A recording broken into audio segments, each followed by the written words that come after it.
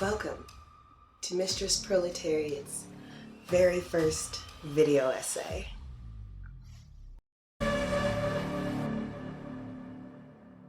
The thesis: transracial adoption is child abuse. Okay, let's try this again. Mixed race children with white mothers is child abuse.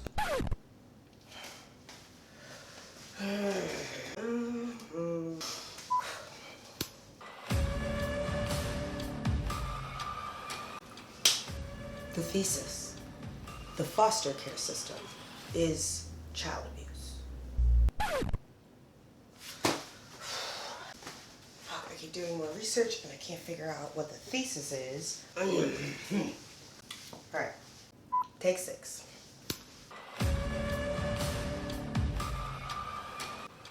Narcissistic mothers cause child abuse. No, it's not quite covering all of it either. I got it.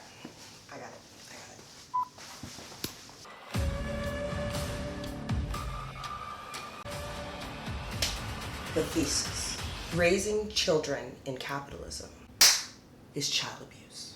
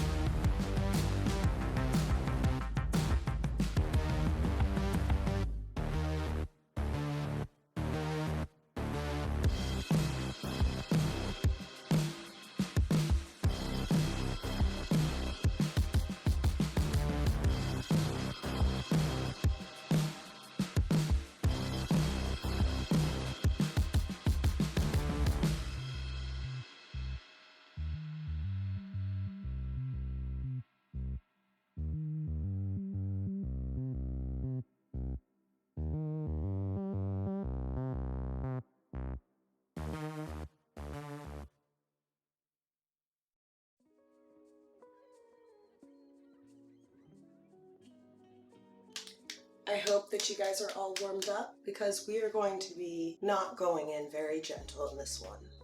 Trigger warning: racism, narcissistic abuse, child abuse, sexual assault, discussion of childhood trauma, white women.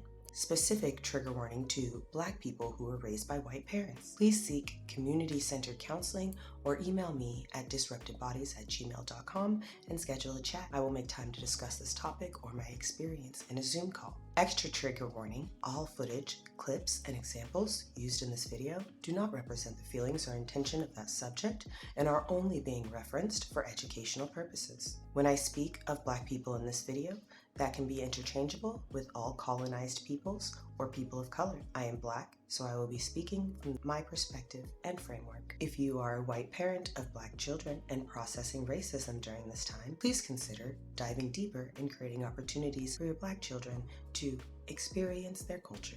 Now, if you could please put your mind into a completely open position, pour your glass of wine, light your blunt. The entertainment, comedy, and education and triggering will begin shortly. Thank you all for joining me on this journey about capitalism and parenting. No, seriously, I know I put a trigger warning in the beginning of this video, but I'm going to add an extra trigger warning right now because I done triggered myself so many times doing research and doing this fucking video essay. Warning, no matter your identity, there's a chance that something in this video may trigger you.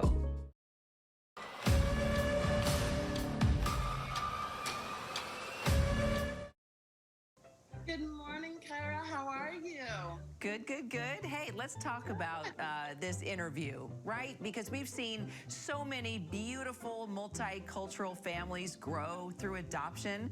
I mean, the latest number, right, is 40% of adoptive children are of a different race than their adopted parents. It's such a blessing.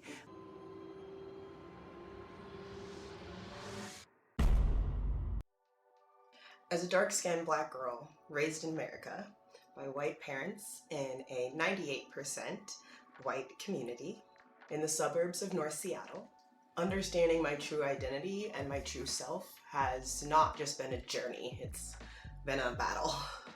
I was trapped in a situation that was out of my control, being raised by white parents who had their own trauma and issues outside of their racial biases and outright racism.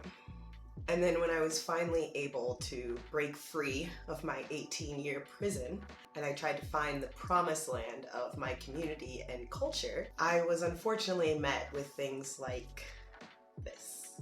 Why do you talk like that? You think you're better than us? Why do you dance like a white girl? Ew, you slept with white men? Why is your hair so messy it looks like a white girl? Why the fuck would we call the cops? I mean, you're invited, but you can't bring any of your white girlfriends. You're so lucky you didn't have to grow up in the hood. Oh, you might not get it. You're not quite Black enough. As I navigated Black spaces as an adult, and especially in the last 5 to 8 years of my life, and especially within activism and liberation communities, I've noticed that not much space is given to this topic.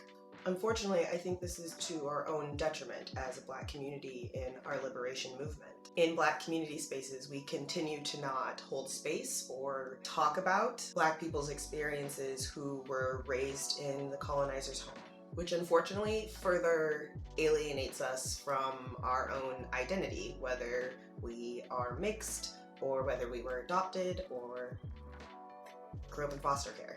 Even with the most emotionally decolonized, mature, and healthy white parents, Black children are going to suffer trauma.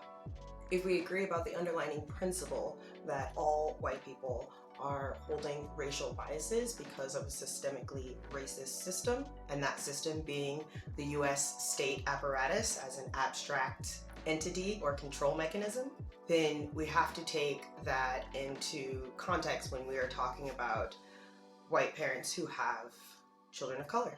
I believe that these family structures generally just reinforce the power structures and systematic oppression that the US state and America as a whole is still suffering from. Not that I found in my research that many white parents do much research or diversity training before they adopt or raise Black children. There is no amount of training or classes or friends that are Black that you can have that can prepare you with the proper tools that you need to raise Black children in America. And I want to say this under the context that I don't really believe in the current social and political structure that we have, given it is capitalism and individualism. I don't think there's any healthy environment that we can raise any children, no matter the race, in, particularly when it comes to children of color. I genuinely believe that there are very rare situations in which those children are not going to experience another level of trauma. I also believe when it comes to effective liberation strategies and intersectional healing, the oversight and exclusion of Black people who have experiences of being raised by white parents has created a blind spot in our psychological analysis of systematic racism and covert ways that colonizers continue to reinforce the system and the hierarchical structures. I think oftentimes in Black spaces, other Black people who grew up in Black households forget that none of us got to choose what household we grew up in as a child. But this video really isn't about chastising the Black community. Love, okay? This video is talking about white parents and particularly narcissistic white mothers. Alright, this is going to continue to get serious, but let's go ahead and do a wardrobe change so we can try to keep it a little bit fun.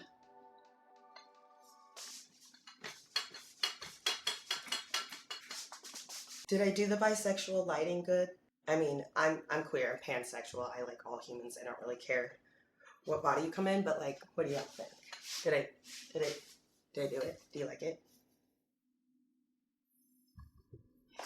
Although we will be covering white fathers, the parenting relationship between white parents and Black boys, in this video we will be focusing on the racist white mother archetypes that show up in these family dynamics. I want to add that there is some nuance in the dichotomy between the relationship of Black boys with white parents versus the relationship with Black girls and white parents. The nuance and intersection just gets even deeper when we start talking about gender expression or being queer or non-binary or transgender. Adultification dehumanizes Black girls and boys' bodies at young ages, making it easier on all communities to start fetishizing them and seeing their bodies as a commodity. Since my experience in this world has been as a cis woman who identifies as being non-binary and queer, I would highly suggest that you go check out FD Signifier's video about the commodification of Black male athletes if you'd like to dive deeper in on this topic. Me, I was really good at Tekken.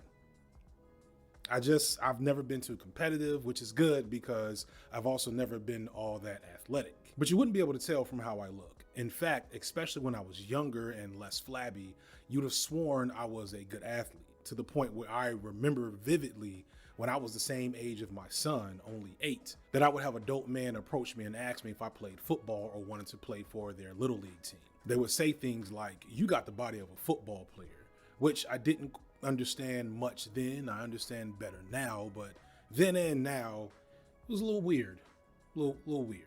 I think it akin to how a lot of girls feel when they start getting older and people start looking at their bodies in a sexualized fashion. It's that first moment where, as a child, you recognize that your body is something else to other people and you have no control or say in that. It's that first feeling of being objectified, and it's something that we don't talk about a lot for boys, especially Black boys, and we should. I will, however, speak on the commodification of Black bodies within these white households because my own personal experience growing up, I struggled with being commodified and fetishized within my family household and outside of my family household. Adultification happens when Black children are looked at and treated as adults. This looks like assuming Black girls are more sexually promiscuous and responsible for sexual harm that may happen to them. Black boys are also looked at as more mature sexual beings, as well as capable of more violent criminal behavior. Fetishization is reducing Black children to certain characteristics and is profoundly dehumanizing. We see this with people's obsessions with mixed babies or certain types of hair. We also see this with Black boys and the fetishization of their bodies as sexual objects.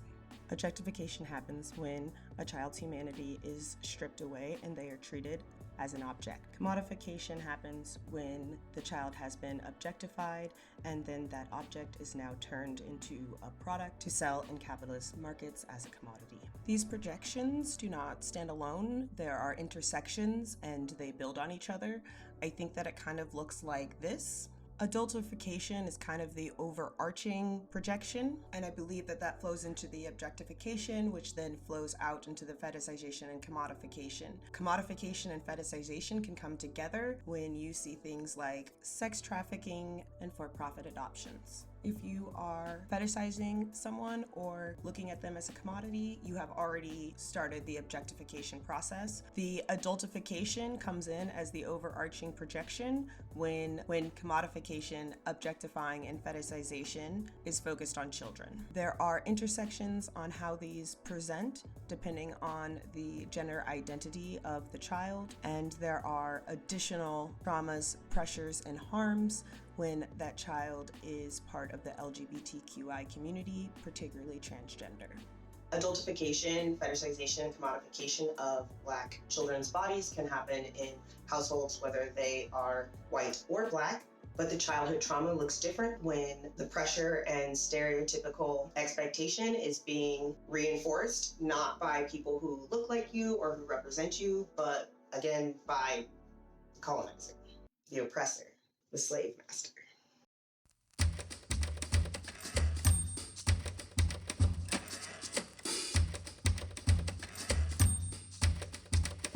I will never forget this experience I had. I can play it in my head over and over visually like a movie. My white father is driving. My white mother is in the passenger side. And my adopted baby brother, who is Indigenous Cherokee, is in the back seat next to me. Yes, my parents adopted a Black girl and a Indigenous brown boy. We were on our way to church. We had just left our 2-story, 4-bedroom house on 60 acres that my white adopted father's family owned. Yes, I grew up in material privilege. I bring that up to be transparent and give full context to my anecdotal stories. My parents had been allowing me to try different extracurricular activities to see what I might enjoy. And I really enjoyed dance. So ballet classes was one of the first things that I tried. I was like 6 or 7. I was a pretty high maintenance student, and I was maybe kind of aware of that as a kid, but I kind of didn't care. I was 6 or 7 and I was really enjoying dance. So at the end of the season, of course, like any class, we did a big performance for all of our parents. My class remade some stupid Princess and Wolf story, and I was really excited because I got to be the wolf. I got this amazing like Tina Turner wig. It was like black and gray and white and like spiky and big.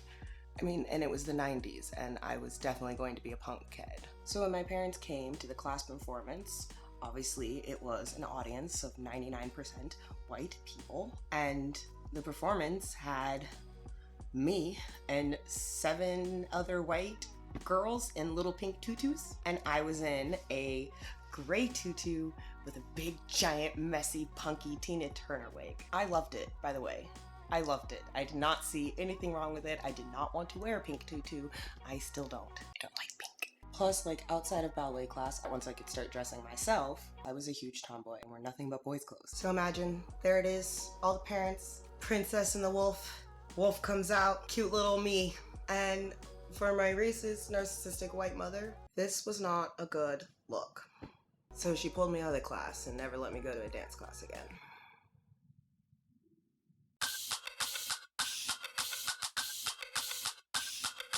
She never asked me, did you mind being the wolf? Did you like being the wolf? I was pretty fucking devastated to be taken out of dance class, and at the time she never gave me a very good reason why.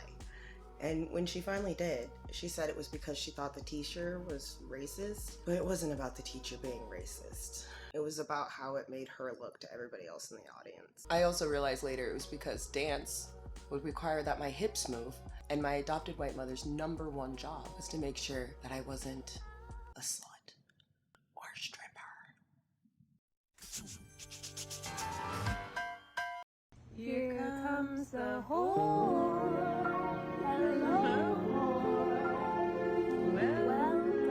Actually, now that I'm telling this story, I'm realizing that when I was in 8th grade and I was doing cheerleading, my parents actually did call me a stripper. Okay, so like back to the original story. I'm in the car with my parents on my way to church, and my parents keep asking me if I would be interested in trying any sports like soccer or basketball or baseball. And I keep responding back with childlike inquisitive questions saying, why can't I just go back to dance class? So we're going back and forth in the car. My adopted white mom keeps bringing up sports. I keep bringing up dance. And I remember this so clearly because we're passing the last street before we come to the stoplight to get on the main street from our house. And my white mother turns around and looks at me in the seat right behind her.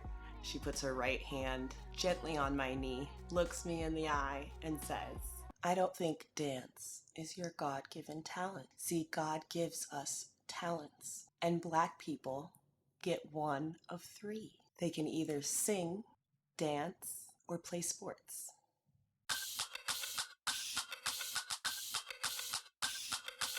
And then she laughed and continued referencing my past attempts at singing at school functions and church performances and says, and we all know you can't sing, so maybe you should just try sports. Your father used to play basketball. He even got a scholarship. Maybe you could get a college scholarship. And that was that. I played basketball for the next 10 years. Never got to go back to dance class. I was expected, not just by my immediate family, but also by my very large white extended family, to be the next WNBA star. And that pressure was put on me at 8.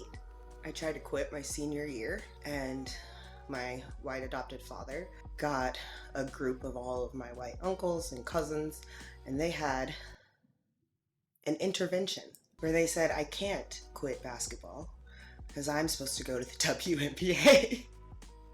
And they pressured me into playing one more year. A lot of my family wasn't just devastated, they were enraged when I declined to speak to college recruiters during my senior year.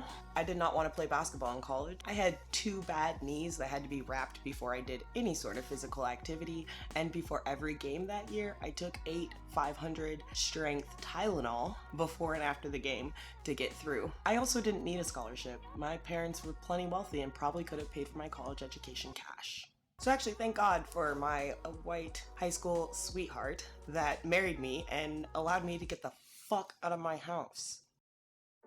The abusive racial dynamics become even more apparent when you look at white parents are guardians of Black children from low-income or foster care households. Obtuse, habitual neglect is the only way that I can really describe it. If you can imagine having the memory of being forcibly taken from your parents, whether those parents were considered abusers by the state or not, having the memory of being ripped away from your parents, no matter what the family situation is, the trauma from being forcibly ripped away from your parents by the state is not worth whatever we are trying to do to protect these children. The trauma of taking the child out of the home is child abuse, life-altering child abuse. Foster care and CPS are some of the most egregious and abhorrent structures created by white women and male politicians to reinforce racial and patriarchal hierarchies within the capitalist system. We are going to get into the history of the state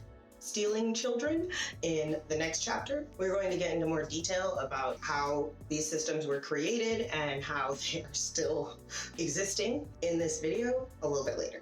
And I want to emphasize that the majority of white women in America are really only interested in reinforcing their position within the social hierarchical structure, which means no matter what goodness may come out of their mouth or how giving and generous and selfless they may seem, a majority of them are going to have an underlining, possibly even subconscious intention about receiving accolades and praise for their work. And their work is not motivated or incentivized by actually helping whatever marginalized community that they are working with.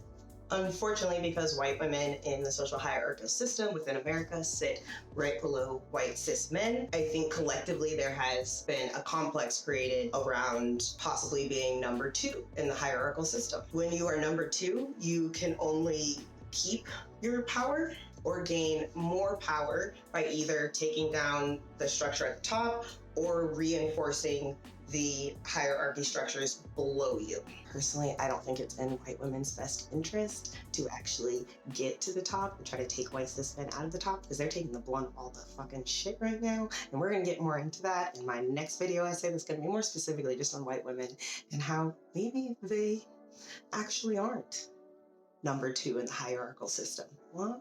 Stay tuned. I'm just saying, if you wanted to stay at the top of a fascist, racist, sexist, patriarchal system and do the least amount of work, would you not want to convince society that most of this shit is being done by white men? If you take capitalism out of the feminist movement, it looks a lot different. And I know some of the feminists, particularly white feminists, may have a few opinions about that. Just stay with me. I'm just saying. We're gonna get next video. One concept to keep in mind as we go through this video is that the way that the family structure is actually set up within America is set up to replicate capitalism, is to set up to start the pre-programming of the children and to reinforce the programming of the parental units about how the capitalist state structure works outside the home. Think of the parental units more like the police of the home.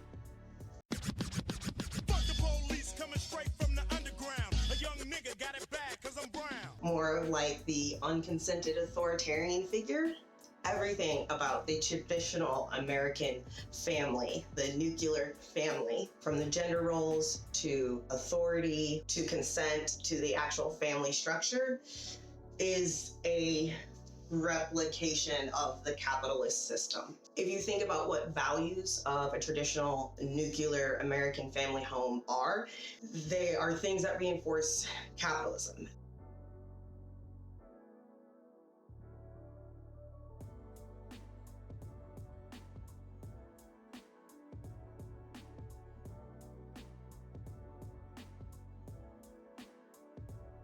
And blind consent to authority. Like a work first mentality. Like you can only enjoy pleasure after you work. You know, like do your homework and then you can play, you know? Like you have to do your chores before you get to like explore as a child. Whenever your parents told you things like, because I told you so, that was just programming you to have blind consent to authoritarian figures. The lack of sexual education and sexual repression, as well as religion, which we're gonna kind of touch on, but not fully get into in this video, causes repression and shame. These things are also carried out into larger society because this is how capitalism needs you to feel so that you're not as focused on liberating yourself through sexual expression, and so that you maintain gender roles and the patriarchy. Oftentimes within these family structures, you will hear things like, I just want the kid to be able to explore and figure out who they are and be themselves. But when the parents say that, they really want the kids to be able to do that within the box, framework, time, structure, setting that the parents have set. And oftentimes parents, they would like to live vicariously through that child, you know? It's a lot of like, you can be yourself as long as it like fits in this box. And that is absolutely replicated in capitalist society. It's part of one of the contradictions of what we are told. Be yourself, express yourself, find out who you are. But it's only find out who you are through our capitalist tool. Find out who you are by being the best entrepreneur. Find out who you are in the box of capitalism that we've created for you. We start being trained that punishment and violence is appropriate to reinforce rules or the law within a household growing up. Losing your phone, losing privileges, not being able to leave your house, getting spanked. These are all things that are smaller child versions, replications of how the police is going to treat us in everyday society. And your parents prepare you for that. It's not their fault. The system told them to do it. Punishment and violence is used as a way to reinforce conformity with the structure and system. So you will work for capitalism, or so you will work for the family. And if you work for the family as a child, then you do work for capitalism because it makes it easier to do the capitalism as parental figures. It also communicates that punishment and violence by the enforcers can be done for some things that you may do bad, but also can be done for no reason at all. Now, as white kids with white parents, you are still going to suffer some of those systematic structures like patriarchy and organized religion, but adding in racism as well as how patriarchy intersects with racism within your family structure, again, looks much different for Black children with white parents. What happens is it reinforced narratives like Black people aren't valuable except for what can be commodified by their body, that white women are more valuable than women of color, that white people are entitled to Black people's bodies, and really that Black lives don't matter. So when those structures get recreated and reinforced in the microcosm of an interracial household with white parents, it looks a lot like what we're about to cover in this video.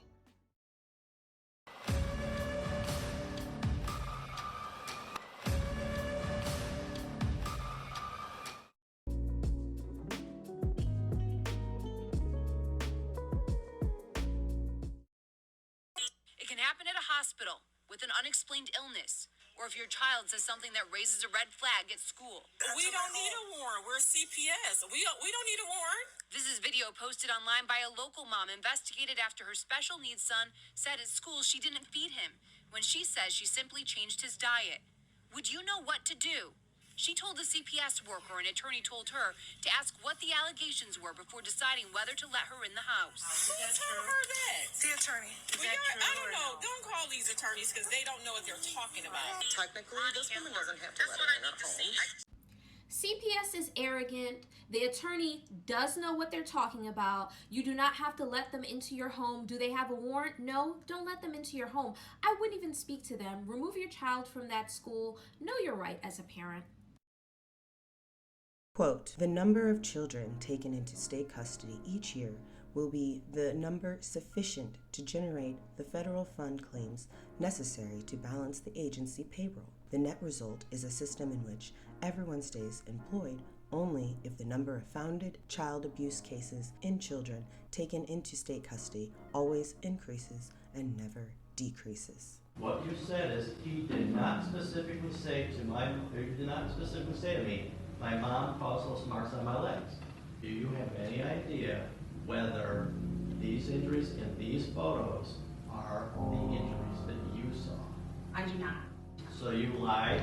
I did not lie. The Department of Children and Family investigators falsifying records. Alleged falsification of these official records. The DCF caseworker faces charges of falsifying records.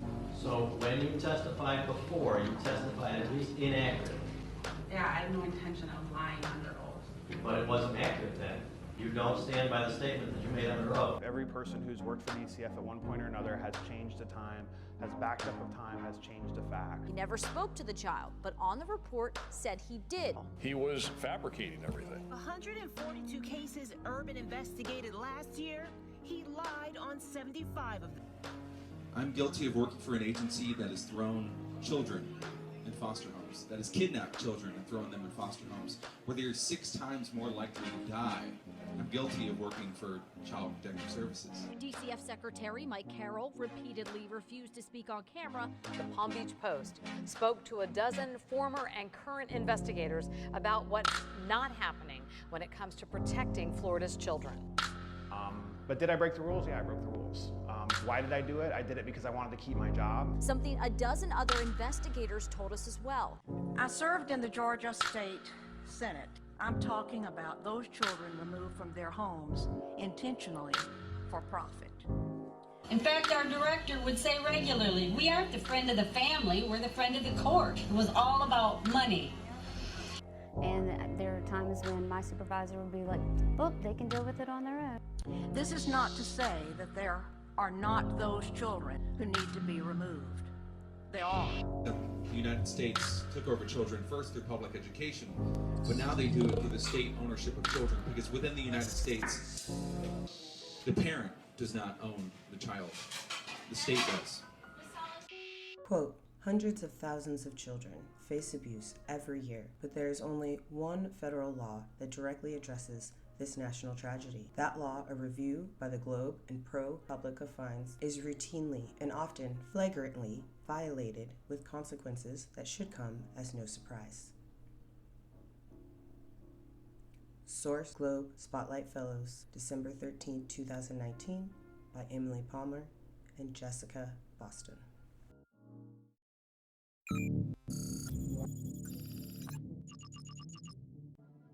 Greetings. Humans, my name is Robin, and I am Comrade Posh's emotional regulation communicator. Occasionally, new facts and history are so inhumane, Posh is unable to process her emotions. When these incidents occur, you will be notified with this triggered meter, as well as the corresponding level of intensity. Level 1. Well, that new information is incredibly disturbing. Level 2. Oh my fucking god, that's so fucking bad. Oh my fucking... Level 3. That can't be true. No, that can't be true, that can't be true, that can't be true, no. Level 4. Fucking calling guys, get to America, I fucking hate you. Level 5. This is fine. I'm fine. We're fine. I'm fine.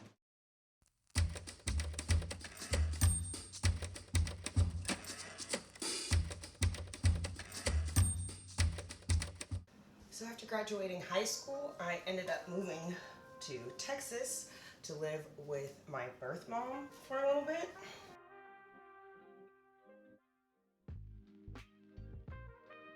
And I was able to get another version of the story.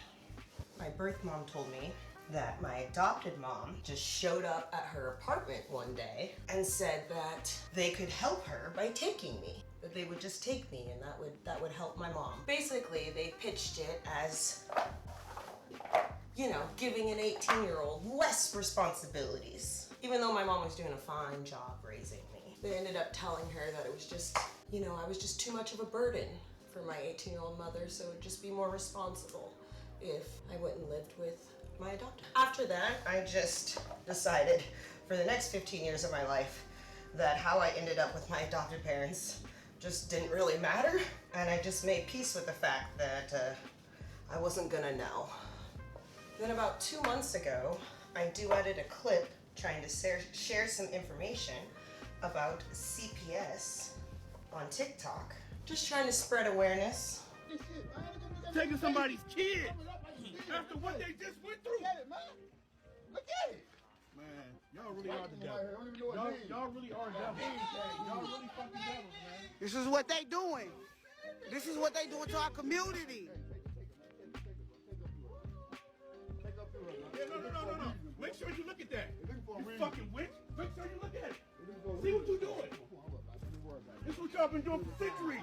Breaking up black families. This is what the fuck y'all do. You standing there watching the crime happen. Yeah, I heard, boy. Watching the crime.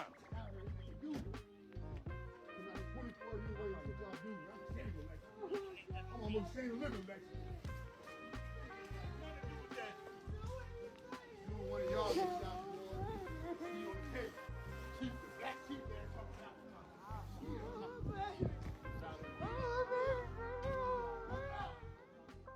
Then after reading through the comments for a couple of days, I kept noticing that the same comment kept reappearing.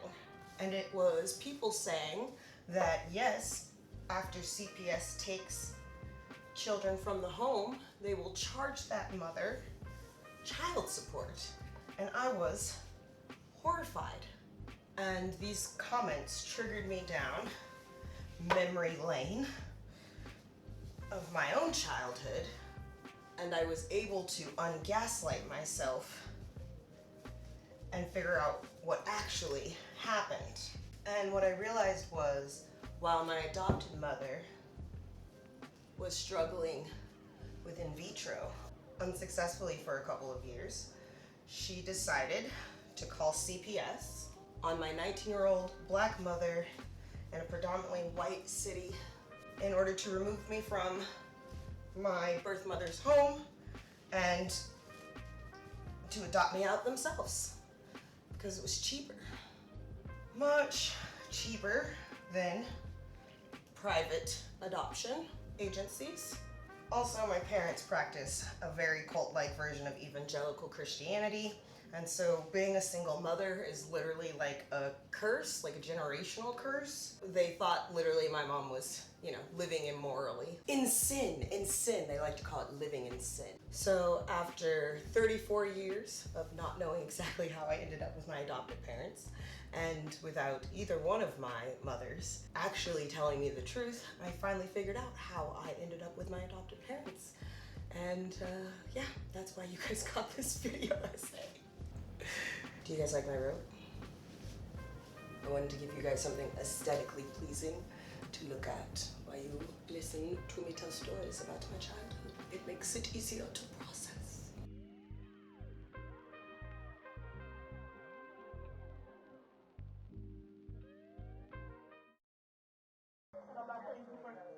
I'm leaving with my baby. I'm leaving with my baby Cooper.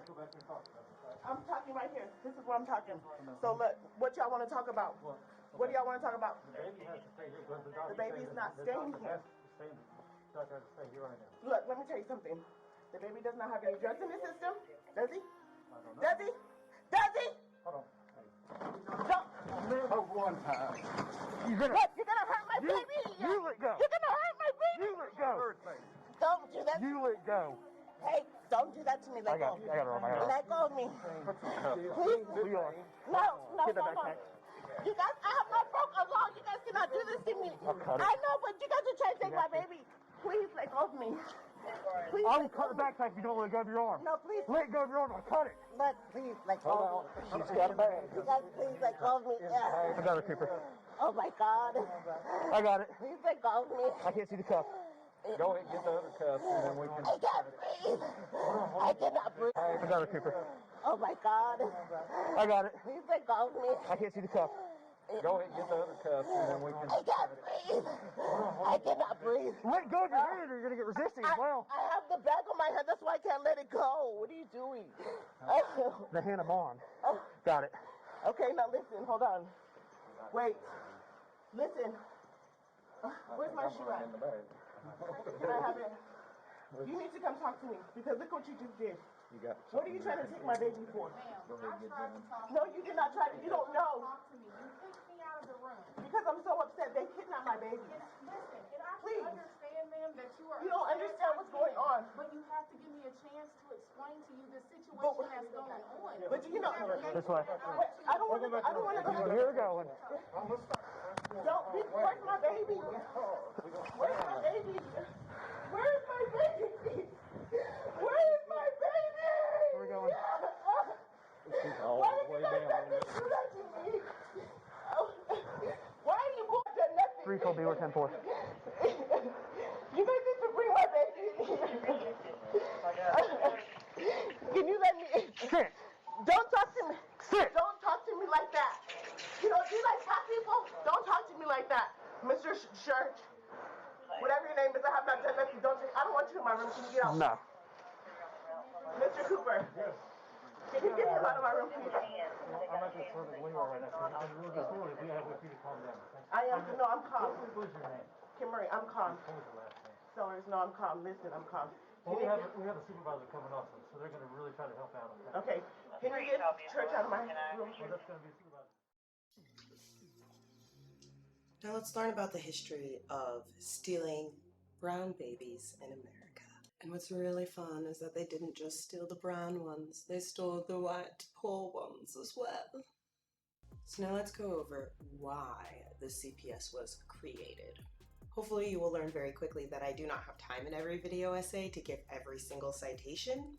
I'm really trying to communicate overarching abstract concepts and theories, but I will do my best to put links to as many things that I mention in these videos down below. And particularly for why the CPS was created, I would suggest an episode on a podcast called Behind the Bastards, and the episode is called America's War on Children. So fun fact, in the late 1960s, early 1970s, there were some studies done, and the US state was informed by these studies that there was rampant child abuse going on in many of the homes across America. It was very clear that the study concluded that the main source of the problem was poverty. Obviously, because we are also a racist country, this disproportionately affected families of color. What they found is that when people are suffering from capitalism and are living in poverty with the constant stresses of trying to feed your children, feed yourself, and put a roof over your head, they tend to develop negative expression for trauma that they are currently experiencing and probably trauma that they have experienced in their childhood. Because collectively we are all suffering from trauma. There's just different levels. So after the state was presented with this information, you know what they did? I mean, they solved poverty, of course. Duh, video over. Oh no, they didn't. Oh, they didn't do that. Okay, no, they didn't. Okay, well let me go back to my notes then. Let's see. Oh, no. The state consciously decided not to deal with the problem. Yes, and to find a band-aid. Yeah, that's what they did. Sounds about right. One of the first band-aids for this problem was the Child Abuse Prevention and Treatment Act of 1974. This piece of legislation was particularly passed so the US state could distract the public from the actual findings of the study, which was that the poverty that the state is forcing them to be in is why they're abusing their children. And so they wanted to make sure that they looked like they were the kind people that they want us to think that they are, the US state, and they created a law that looked like they were helping all of these children, because the state is always going to find a solution to put the responsibility back on the individual so that you are not looking at the system or the structure or the state. The result of this in following years were that they started noticing that a lot of able-bodied working men were getting in trouble with the law for abusing their children. So instead of actually doing any research or looking at any scientific or medical study to see maybe a proper way to deal with this problem, they decided to change it so that abusive fathers only had to go to therapy with the abused wife or children so that they wouldn't have to miss work. Primary goal for the Child Abuse Prevention and Treatment Act of 1974 was to make a profit, to continue the genocide of brown communities, and to create a pipeline to our prison systems, also known as legal concentration camps. You might find it interesting. Even with the Child Abuse and Prevention Treatment Act of 1974, it was legal for teachers to spank children at school. In 1977, they decided to make a law to limit the intensity of the spankings and to a max number of 5 swats. And just in case you didn't know, it has been widely proven at this point by many different pediatricians and studies that spankings are child abuse and do affect the mental development of children.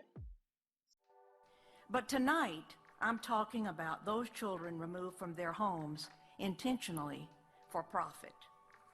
Children are seized unnecessarily from their families due to the federal aid created in 1974 entitled the Adoption and Safe Families Act. It offers financial incentives to the states that increase adoption numbers.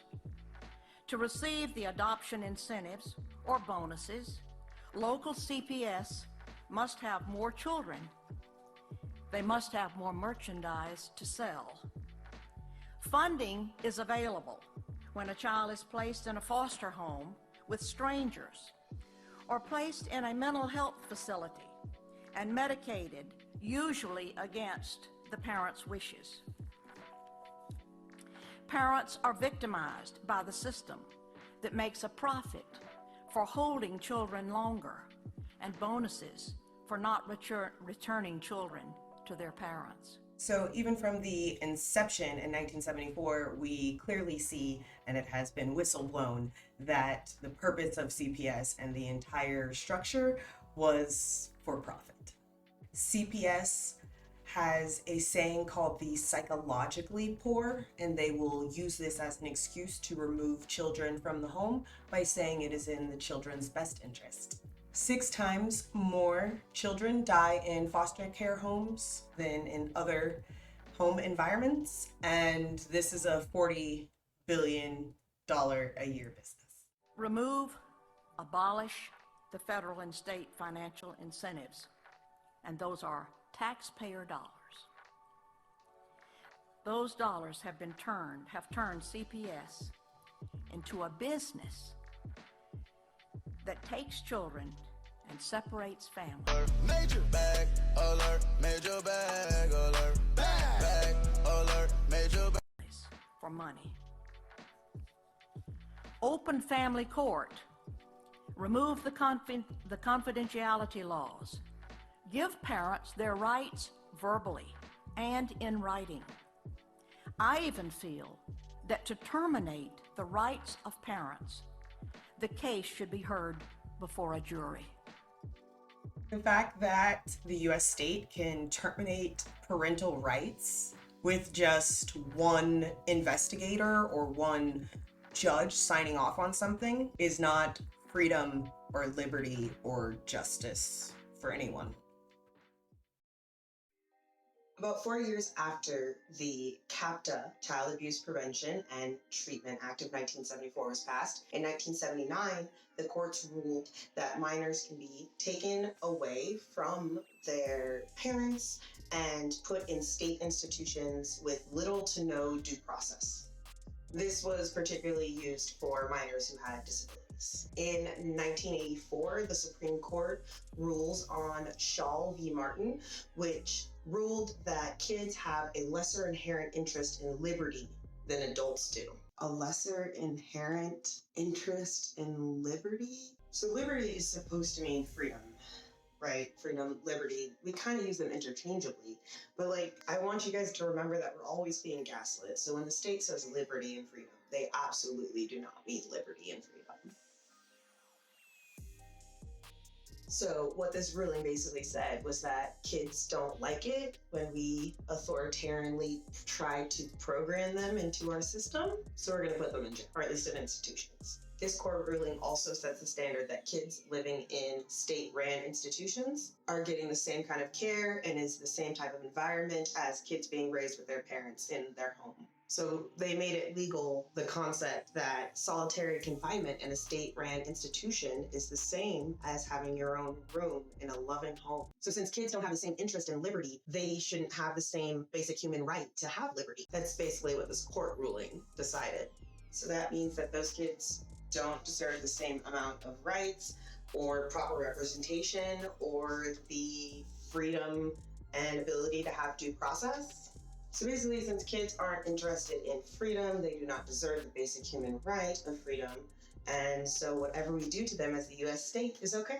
Over the next couple of years, these tactics led to over 70% of the low-income kids that were taken away from their parents or had slight behavioral issues being coerced by a state representative into waiving their rights to attorney and actually representing themselves in court. You know, because 5 and 8-year-olds are really good lawyers. Now remember, in the law of CAPTA, it clearly states that the goals are to increase reporting, investigations, and identification of child maltreatment and abuse with the general goal of keeping children safe, by letting them represent themselves in the court of law. Another fun fact is that in the 1970s and 80s, the child court systems, all the judges and administrators that worked for them, had incredibly negative biases towards the kids that they were working with. They discounted these kids because they were brown, or because they were poor, or because they thought they were criminals. And also sometimes because they thought they were just, abuse victims. So just threw them out, I guess. Not only did they disregard, the child's right to have proper representation, they oftentimes disregarded most of the parents' rights or ability to be represented properly as well. It was particularly cruel the way the courts went out of their way with lies and fraudulent documentation that stated that children had waived their right to counsel when the children didn't understand what was even going on, nor were they even properly asked. Children from the poorest families were absolutely never given counsel, and one way that the state would do this was by making the qualifications for getting counsel for free so low that nobody would meet them. At one point, it was if you had $5, then you had too much money to be offered free counsel. Oh, honey, this law has been through some evolutions, okay? Some evolutions. Come with me, let's go, okay?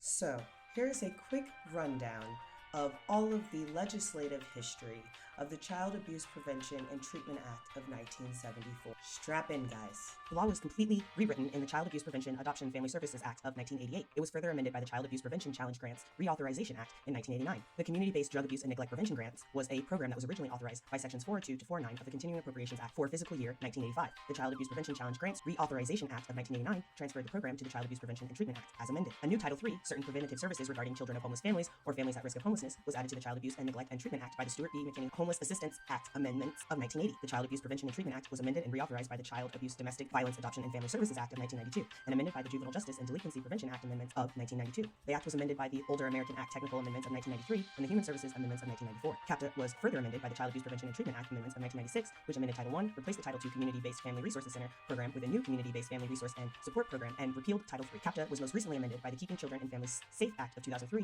which amended Title I and replaced Title II Community-Based Family Resource and Support program with community-based grants for the prevention of child abuse and neglect. CAPTA was reauthorized in 2010 as the Child Abuse Prevention and Treatment Act of 2011.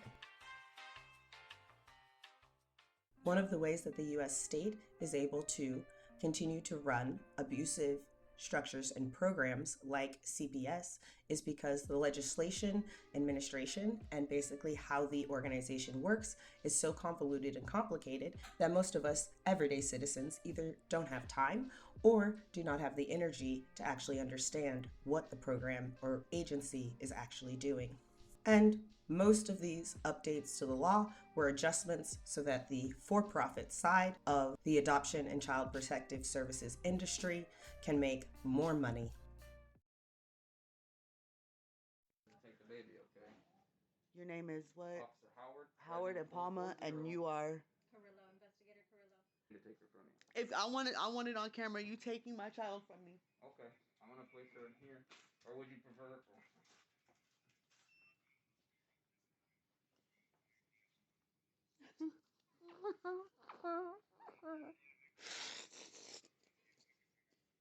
You are wrong.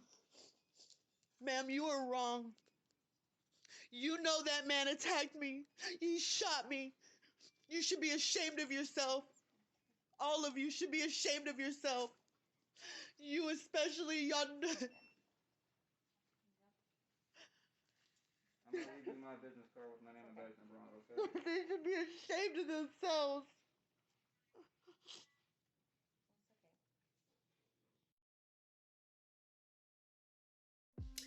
CAPTA is the main policy that relates and works on solving the issue of child abuse and neglect. As for its effectiveness, at the 40th anniversary of the Child Abuse Prevention and Treatment Act, a report was written by the EU.'s Department of Health and Human Services. This report entails the description of all the benefits and progress that America has seen in protecting children from abuse and neglect since the CAPTA was enacted. Specifically, the report describes how the Act, CAPTA, started by responding to primarily the occurrence and effects of child maltreatment, but evolved to focusing on risk, prevention, and protection.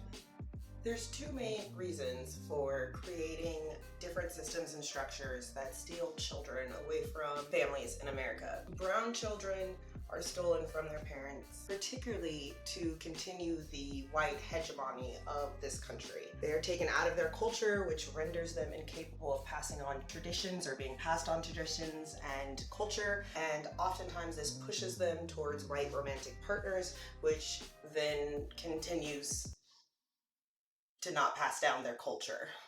This was done most effectively with indigenous cultures in the United States and in Canada, with boarding schools ran by Catholic churches. This was combined with the abduction of Indian children from reservations to government-funded boarding schools, where they would be taught in the American way, punished for practicing their own culture or language, and thus forcibly assimilated. Such schools had always existed, but now that Indians had been nearly entirely concentrated under US government control, it was simpler for such a policy to be carried out far more aggressively than ever before. Depriving Indian children of their culture was seen as a way to solve the Indian question once and for all, as without generational transmission, it was believed that it would quickly disappear.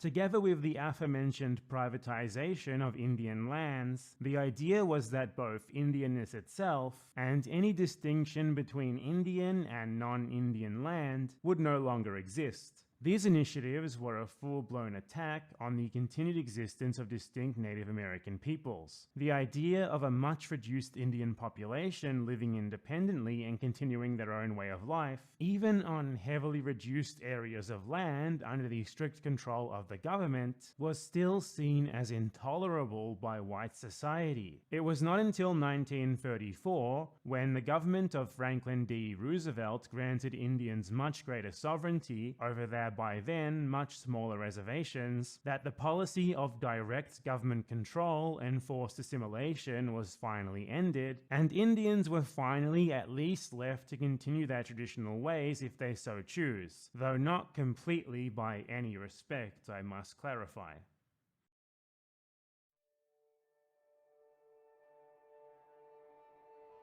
The court mediator failed to follow the local rules and the law. She broke every single rule in the book.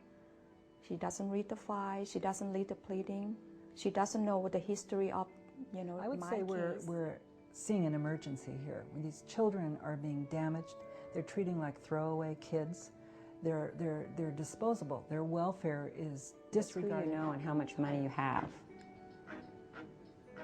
It doesn't have anything to do with the law. It doesn't have anything to do with justice. Financial incentives are to keep these situations going. There's no financial incentive to settle the case. The evaluators make a ton of money.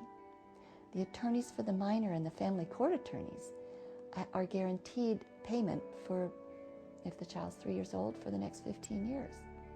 Because they never settle these If cases. a child is placed in unsupervised visitation or full custody with the person that they've identified as the perpetrator of abuse, you know instantly that their protective parent is never going to just walk away and stop fighting for their safety. In the family, they'll appoint an evaluator. And first it will go to court mediation. If there's enough money, they'll recommend private mediation. Typically, they'll appoint a parenting coordinator, a parenting coach, a therapist for each family member. And the amounts that these people can charge are not regulated at all. So the only way that they're gaining this kind of power is due to the fact that within the United States we have a culture of fear. It's the stranger danger generation. We live in it right now. To the point where 68% of Americans believe that there should be a law that prohibits children age 9 and under from being allowed to play unsupervised at a park. Right? 43% of those polled felt the same way about 12-year-olds. Essentially, these individuals choose to believe that by taking parents out of a household, throwing them into a cage where they can get raped and beaten, tossing those kids into foster homes where they'll be raped and beaten is better off than them playing in a park. This is part of fear-mongering and the manufacturing of consent. They make the systems and structures so complicated and so opaque that you don't know how they work, and as long as they don't interconnect in your life, you kind of don't care. And then they can gaslight you into what they actually want you to believe that structure, agency, or organization is doing. A specific term known as parens patriae. And this was all kind of part and parcel with the mechanisms of action that led to Child Protective Services. So in order to understand CPS, you got to kind of understand its history. And its history lies in a specific term known as parens patriae, which is Latin for parent of the nation, which should be exactly as creepy as that sentence. Essentially, it gives the government the mandate to take care of those who are considered unfit, which includes minors and those who are considered savages. Now, public school is obviously offshoot of this, and this was occurring in the early 1900s, anywhere from about 1850s to 1910 when this was starting up. Essentially, there was a boom in the population that was scaring white aristocrats because they were no longer in control. Very specific white, by the way. That didn't include Irish people who were considered white at the time. Their words, not mine. So what stemmed from this was something called progressivism. Progressivism is regressivism. It's the scientific management by corporate interests to deal with those who were considered unfit savages due to the booming population. This included black individuals, Irish people, Native Americans, and Jews in specific cases. There was actually a... So the concept of parent of the nation is disturbing. Although I definitely believe in more anarchist, collectivist, child rearing environments, I definitely don't think that the US state is a good mechanism for judgment on how children should be raised, just given historically what our government has been up to the last 250 years. We brought up here, of course, that these individuals in their own minds had the best of intentions. And one of the ways they saw fit to remedy the issue to move it forward as quickly as possible was through forcible sterilizations. So in Native American populations, they set up things like reservations, right? So they would take artificially created tribes and then move them to areas like, I don't know, Oklahoma, where a lot of agriculture production is actually quite difficult. Then they would prevent any kind of competition between tribes or real competition or capitalism within their own tribes to make it so that essentially they had to rely on the government for everything that they needed. This was in order to whiteize them, essentially, to make them more like white people.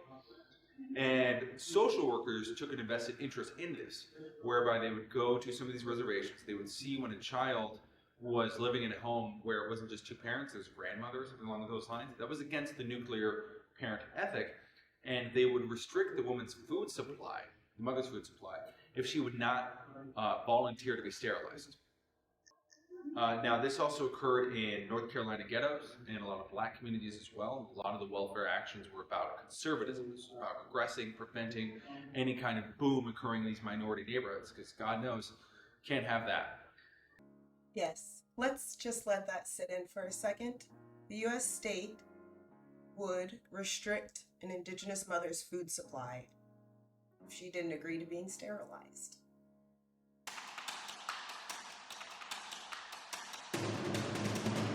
That's called genocide, people. And I decided, this was the time to do this. So I sent an application and I was let in. Now, when it comes to a Child Protective Services investigator, the amount of responsibility that is given to these people is amazing. They have to be able to interview individuals, they have to have an understanding of child development, forensics, because you got to be able to tell if a bruise came from a punch or if they just fell down. You have to have an understanding of psychology, because you got to be able to dictate if someone is lying to you or not. You have to understand dispute resolution. God knows, when a gun got pulled on me, I didn't exactly have the best tact of dealing with a particular situation. And to do all this, to get all this cumulative data, well, to get, say, a degree in feminist studies and get a master's in it, then can take you 6 years. And I think there's a little bit less amount of information you actually need to know for that particular subject.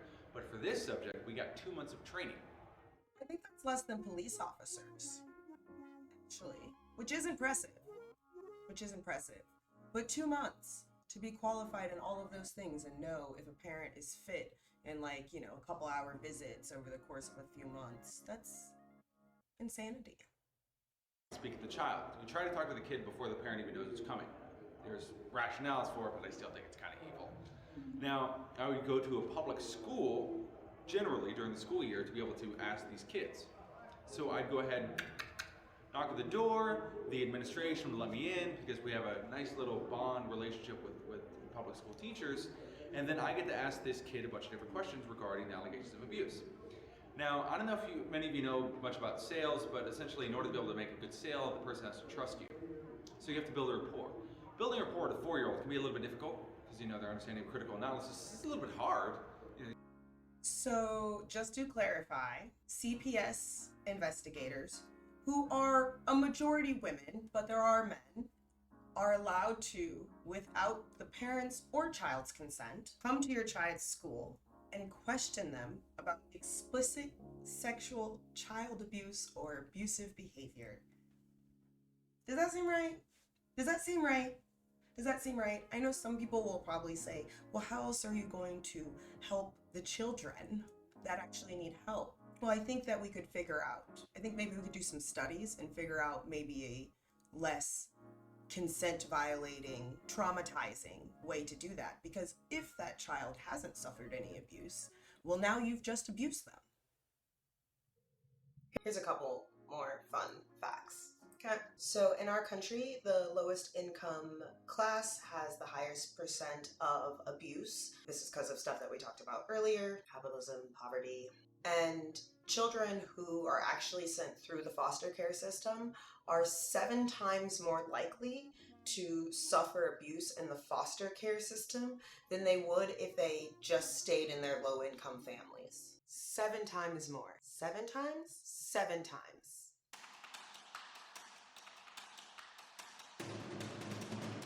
So you're telling me that kids are actually safer staying with their parents, even if their parents are maybe struggling or addicts? Yes, they are 7 times more likely to get abused in the CPS system. Kids that suffer the CPS system in our country are more likely to get PTSD than veterans of war. They're more likely to get PTSD, and they're also less likely to recover. And we'll talk a little bit more about that in a later section. So as I've been doing research for this video, I have come to the realization that CPS and all of the systems and structures which we have to still children, whether they be children of color or just children of poor white people, it's just one of the first steps in the pipeline to our prison system, aka legal concentration camps. And I keep calling them legal concentration camps because we're going to get onto a video essay on that in the future. I've literally already written most of the script, but I had to deal with white women and white mothers first. I really had to, sorry. So what I'm finding in my research is that the likelihood of you getting put into the justice system as an adult and even as a child when you go through Child Protective Services or when you are stolen, kidnapped from your parents, there's just got to be a connection. There's got to be a connection there. And there is. If you noticed earlier, I mentioned something about adoptable children.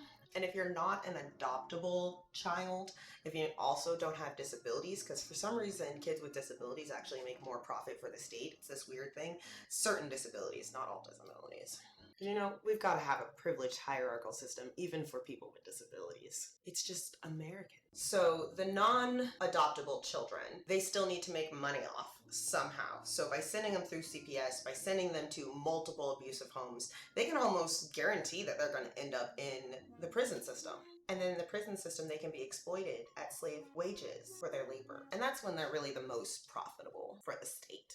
It's legal kidnapping is what it is. It's legal kidnapping that we have been gaslighted to believe is perfectly normal human behavior, and it's not. It's incredibly sick and inhumane and uncivilized. Dare I say savage. I have an entire series that I'm going to dive into about all of the programming within our country and capitalistic structures. There's too many nuances and too many topics, so we're just going to do a series. So, pay attention. That'll be coming soon in the future. And I have time. I'm gonna need a video editor. I also need an assistant. Is this an ad? I don't know. Is this an ad? This may be an ad.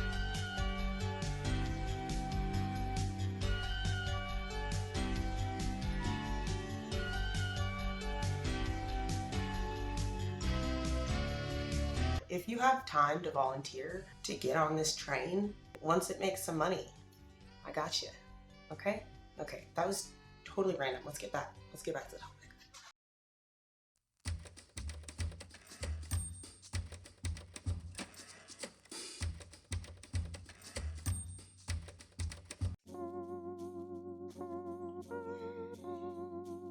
I brought an assistant to help me tell this story. So, I had an ex-boyfriend whose mother worked for CPS, and I had some interesting experiences with them, but one in particular stood out.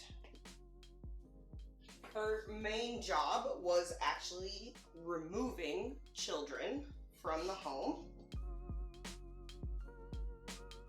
And after about 6 months into this relationship, we went to go visit his family, and on that trip, he revealed to me that his mother was incredibly abusive and that he used to be a heroin addict.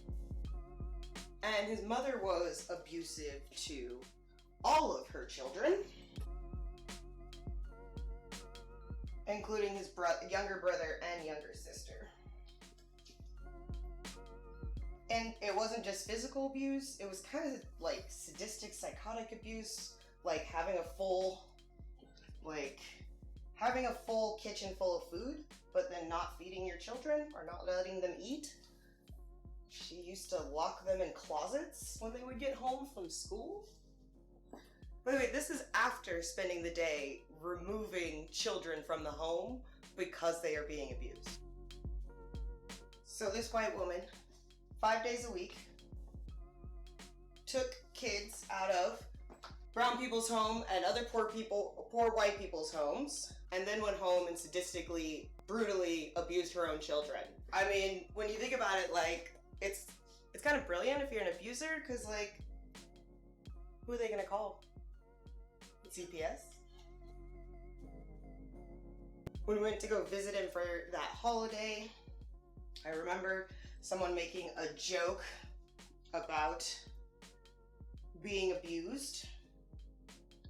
I think it was his younger brother made a joke about being abused, and everyone in the family started laughing after his mother said, well, he was the least abused out of all of you.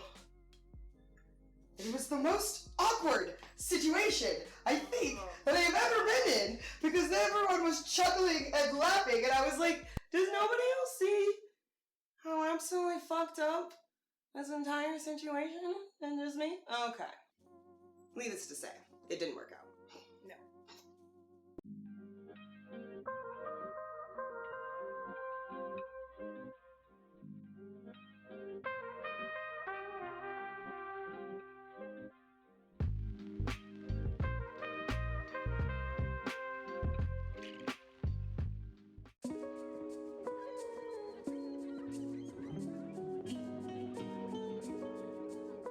When I say the word medical kidnap, what I mean is children who are taken from their families for medical kinds of reasons, medical connections to the reason they're taken from their families, and generally by Child Protective Services.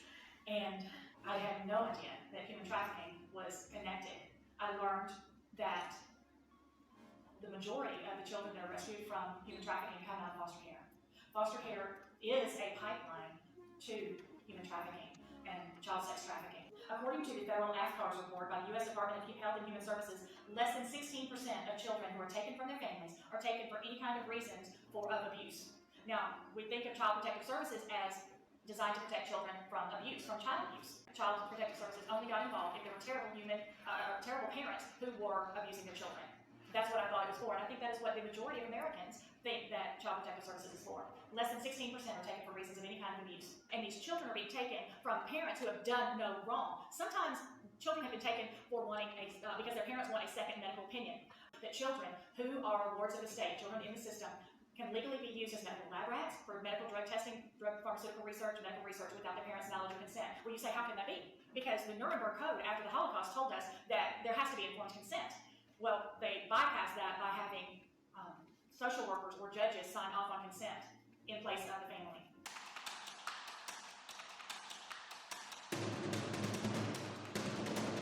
So children are literally being taken for medical research. Children that are in foster care are much more likely to be given psychotropic drugs, medications. Even babies 2 and 3 years old are sometimes given cocktails of lots of medications, psychotropic medications. We know that they've been directly involved in human trafficking, child sex trafficking. We've seen where children have been placed with child sex offenders. In fact, in Los Angeles, it was in the mainstream media a few years ago, there was a list of approved foster parents and another list of registered sex offenders. There were 1,000 names that were on both lists. Registered sex offenders who were approved, state-approved foster parents.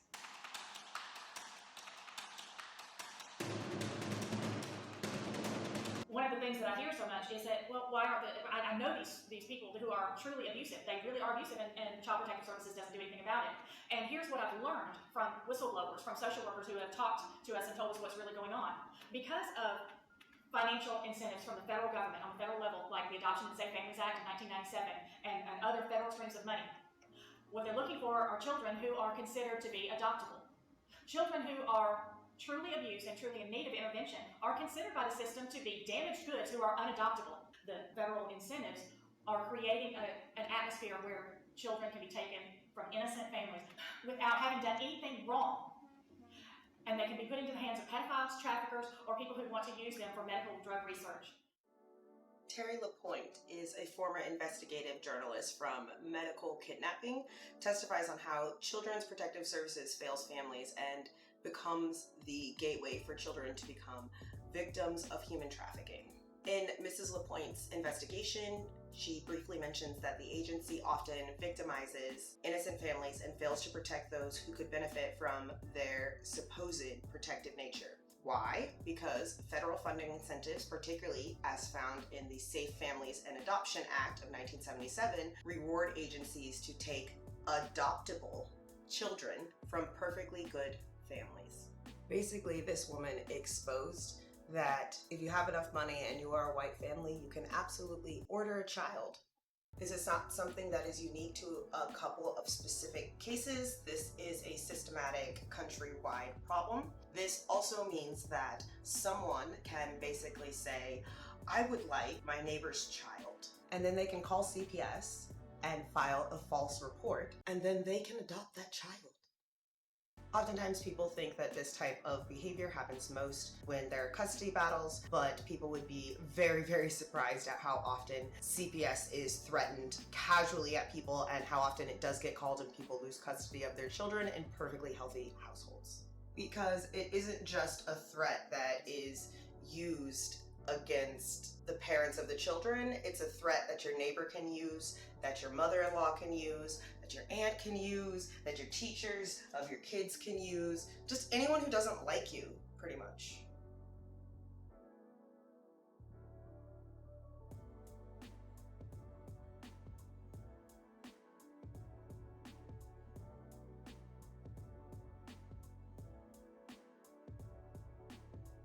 Many agencies have reported that over 60% up to 88% of all children recovered from human trafficking have been through the foster care system.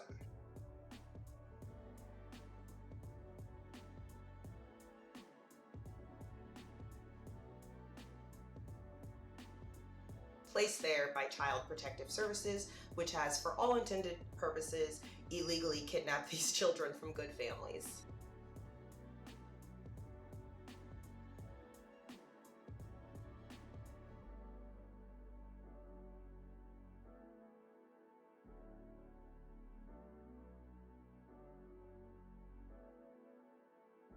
Ms. Lupon's report continued to say, as almost anyone who has any contact with Child Protective Services knows, there is a huge difference between the beneficial public image the agency tries to maintain and the destructive, abusive, and neglective reality of their practices. She continued, it is completely irresponsible for our government officials to keep asserting that all we need is allocation of more money to CPS to keep our children safe, when at least 60% of the children that have been rescued from human trafficking are being filtered through these systems. Some history about human trafficking and Child Protective Services.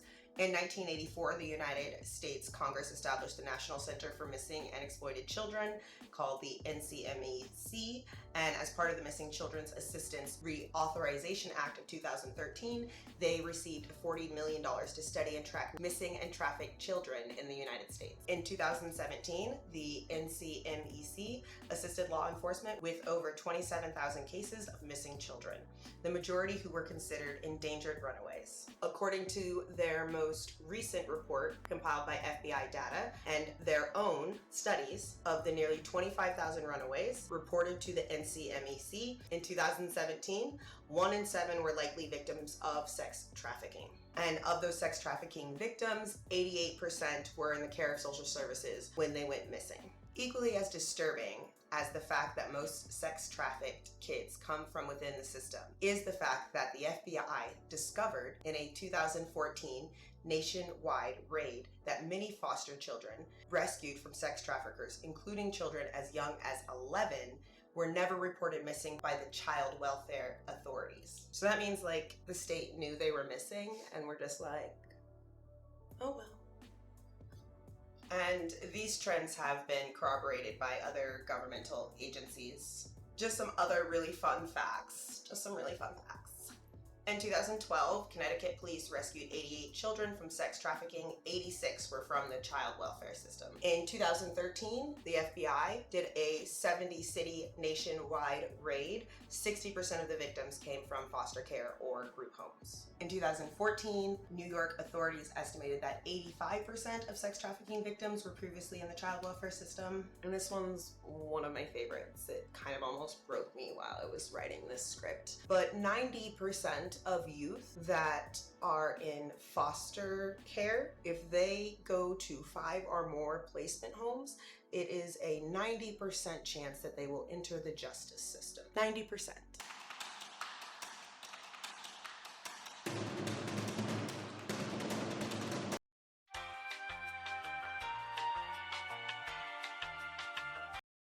See, the main reason that nothing is really done about the sex trafficking is because it really only affects brown children and poor children. We can't actually even know the amount of children that might have been sex trafficked in America, and part of the reasons why we can't know those numbers is because of the prohibition of sex work within our country. Keeping sex work illegal within America creates an environment in which consenting sex workers cannot admit to state agencies that they are consenting adult sex workers for fear of legal ramifications. Without the numbers of actual consensual adults doing sex work, you cannot accurately calculate the percentages of children or adults being sex trafficked versus consensual sex workers. So we don't actually know the numbers, and there's no way to know those numbers.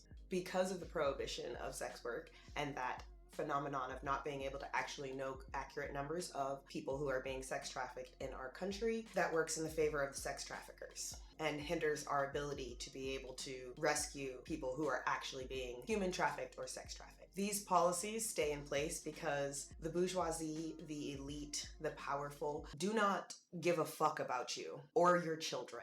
The only thing that this class of citizens in our country cares about is how you and your children can be a profit for their corporation. The children of poor white people and brown people in this country are meant to be the bourgeoisie's and the elite's playthings.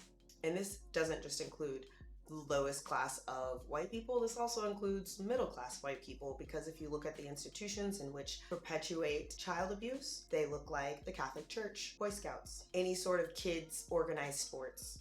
Jeffrey Epstein. Although children in American households are a beautiful joy for those households, what they are to the state are 3 things. They are mini laborers to be exploited, who need to be sorted out between who is a master and will give orders, who is a submissive and will take orders, who are the enforcers, and who become the product. Your children are valuable to the system for 3 reasons. You are either training them to become enforcers of the system, masters, to becoming submissives to the system, slaves, or to become an outlier, the product. It's kind of like a plantation, you know? Master, slave, except the humans are the cotton.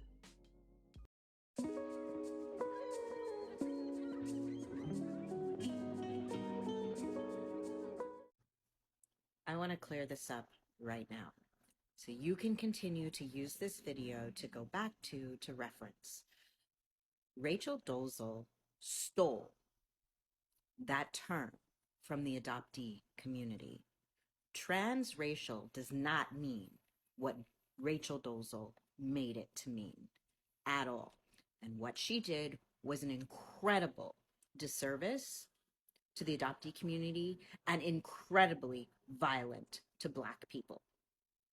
Transracial means a transracial adoption, meaning that the child who is adopted was adopted by parents of a different race. What Rachel Dolezal did was delegitimizing to so many people, including mixed people, it's not even funny. So I hope I never see that name in my comments again. And I think to myself, So if you haven't heard this story, long story short, this is a story about a white lady who lives in Vermont who adopted a Black child who has many mental health issues. He's 14 years old. He ended up stealing some stuff from the store, and she decided to call the police. And this whole thing is a story because she was shocked that, quote, they treated him like an animal. Of course, you dumb bitch. He's Black. It's America. It's Vermont, where there are no Black people, and they're just inherently more fucking racist up there. White people, what is y'all's obsession with calling the police on people to teach them a lesson? Do you realize that when you have black kids, that lesson is going to be you burying your child in a fucking grave? Is that the lesson that you want? Furthermore, it's just straight up lazy parenting. Instead of having a conversation with your child, instead of doing the extra work that you need to do when you have a child who's not only black, but also is queer and has many mental health issues, instead of taking the time to actually have the conversations and do the work, you decided that calling the police would be the best way to teach a lesson?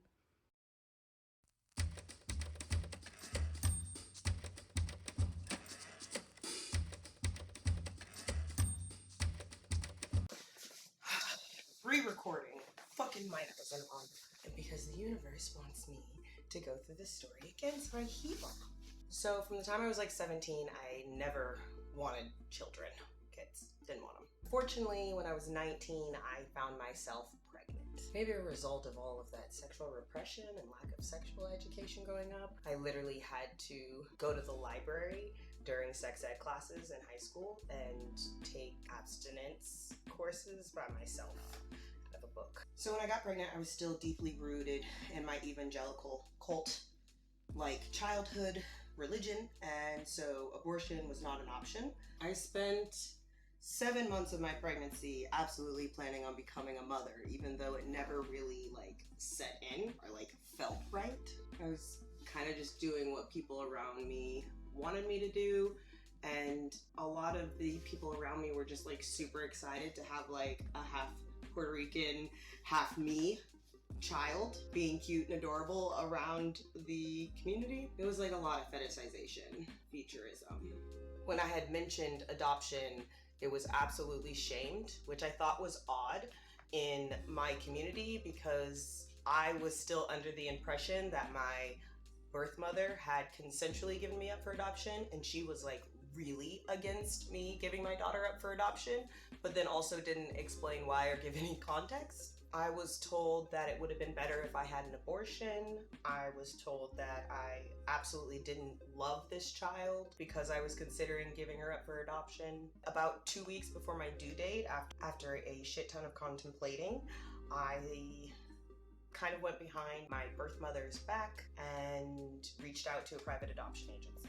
I was not ready to become a mother, and I had been raised in a household that definitely emphasized the need for resources and capital to be able to raise children, and I did not have those. So for 2 weeks, I kind of snuck around and organized everything with the adoption agency. I picked 2 families. Yes, they were white families. Those were my only options. One of the families didn't want to adopt because she was going to be black, and I was prepared for that.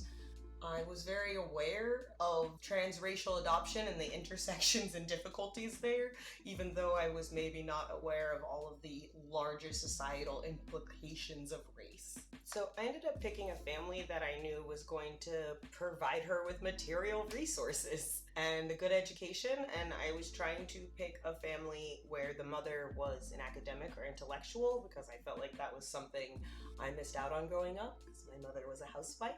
About 2 days before my due date, I let everyone in my group know that I had already planned on giving my daughter up for adoption, and they were mad. My birth mom didn't speak to me for 6 weeks. My adopted mom was the only one who was really staying in contact with me. My half-sister didn't speak to me. They were really upset. But it was my decision. Yeah, if I could go back with the knowledge I have now, I would make different decisions. So would most people. But with what I knew then, I think I made the best decision I could. And all I can do now is hope that in a couple years, when my daughter is going to be 18, that she can understand and that she wants to meet me and that I picked the least harmful white parents. I actually can't wait for that day to meet my daughter. It is very much something I have compartmentalized so that I can focus on, I'm going to be honest, making my life worth something so that when she does find me, I didn't waste it. That may be fucked up, I don't know, but that's the truth. And I've had to film this segment twice, and I think now I know why. Making this series has been very much a healing process, and I hope it will be helpful to others. I hope it gets viewed, but if it doesn't, it's still worth the journey, because my heart is broke and healed and broken and healed and is still healing, but there's hope. Okay, I'm ending this clip because I'm not crying in this video essay, okay? I've put enough goddamn fucking energy into this thing. I'm not fucking crying, okay? I'm done, I'm done, I'm done.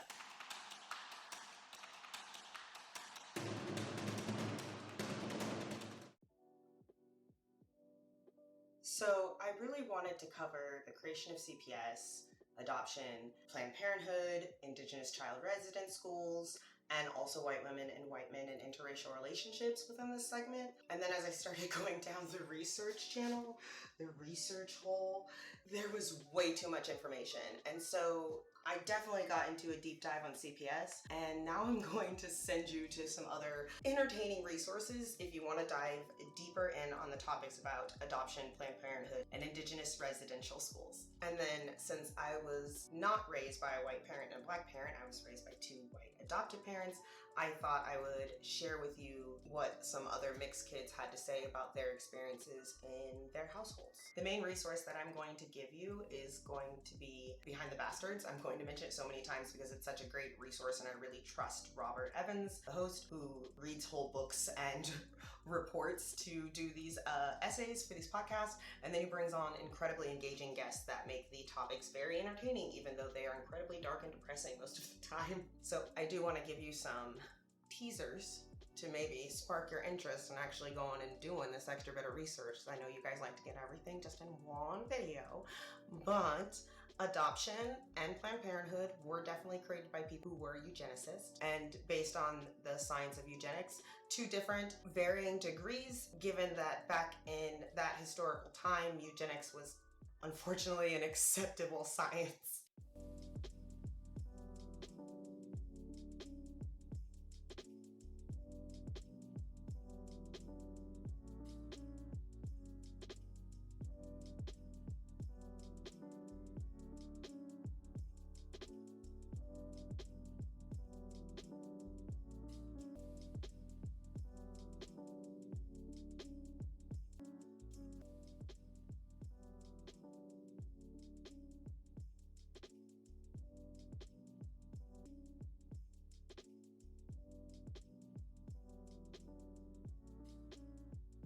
And if you haven't heard about the Indigenous residential schools in Canada, there's been news going on about it over the last year. I've been thinking it's very interesting that the news stories keep coming from Canada, because Canada got that practice tool, that tactic from us. They got it from America, which means we got mass graves as well. Yeah, we just haven't cared. It's very likely that I will do a video essay on these topics, specifically diving in deeper in the future, because mixing my own life experience with this amount of research has definitely opened up to some other dark corners on these topics that I would really like to cover. Like I previously mentioned in this video, my adopted brother is Indigenous Cherokee, and Indigenous rights have always been very, very near and dear to my soul. I also want to add on here, if I hadn't previously mentioned it, maybe I have, I don't know. I've also given a daughter up for adoption. I had a daughter when I was 20. I did give her up to white parents, but I was 20 and I didn't know shit, and that's one of the reasons why I'm making this video.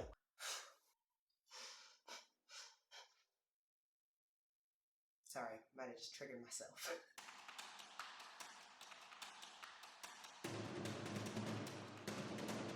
Because my daughter's gonna be 18 in a few years, and so I'm supposed to have it together by then. Y'all let me know if I have it together, okay?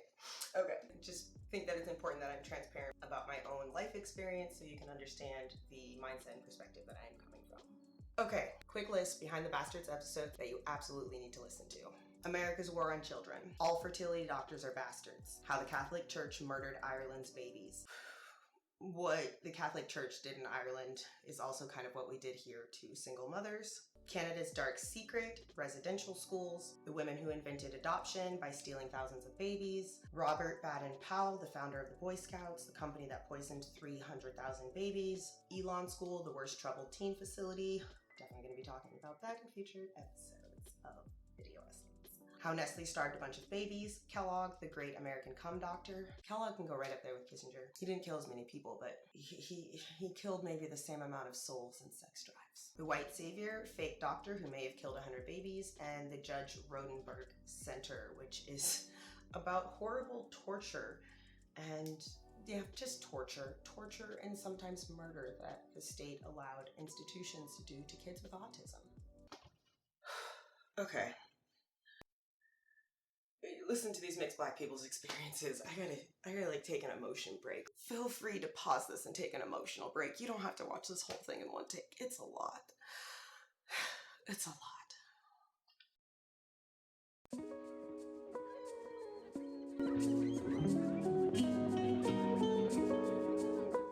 Let's talk about this because a couple men commented this on my post, and I want to explain to y'all how it is different.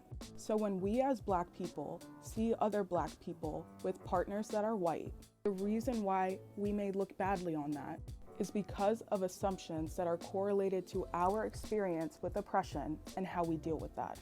So when we see a white woman with a black man, our assumptions about that black man is that he does not like black women. That he is the type, and you know what type I'm talking about, that praises white women while degrading black women. So black women will have a bad view of him based on this assumption. And when we talk about this assumption, more times than not, it is true. Now let's go to a black woman with a white man. The assumptions that I see black men having about this scenario are very different. They think the white man is running her, they think it's because she hates black men, and that she's a traitor to her race. This assumption, more times than not, is not true. I want you to talk to some black women that are with white men. I'm telling you right now, more than likely she runs that man. And I mean like in a good way. Because black women have been forced into masculine roles, we often seek out partners or men who are more feminine. So there is little truth in the shaming of a black woman with a white man, based on the idea that he is running her.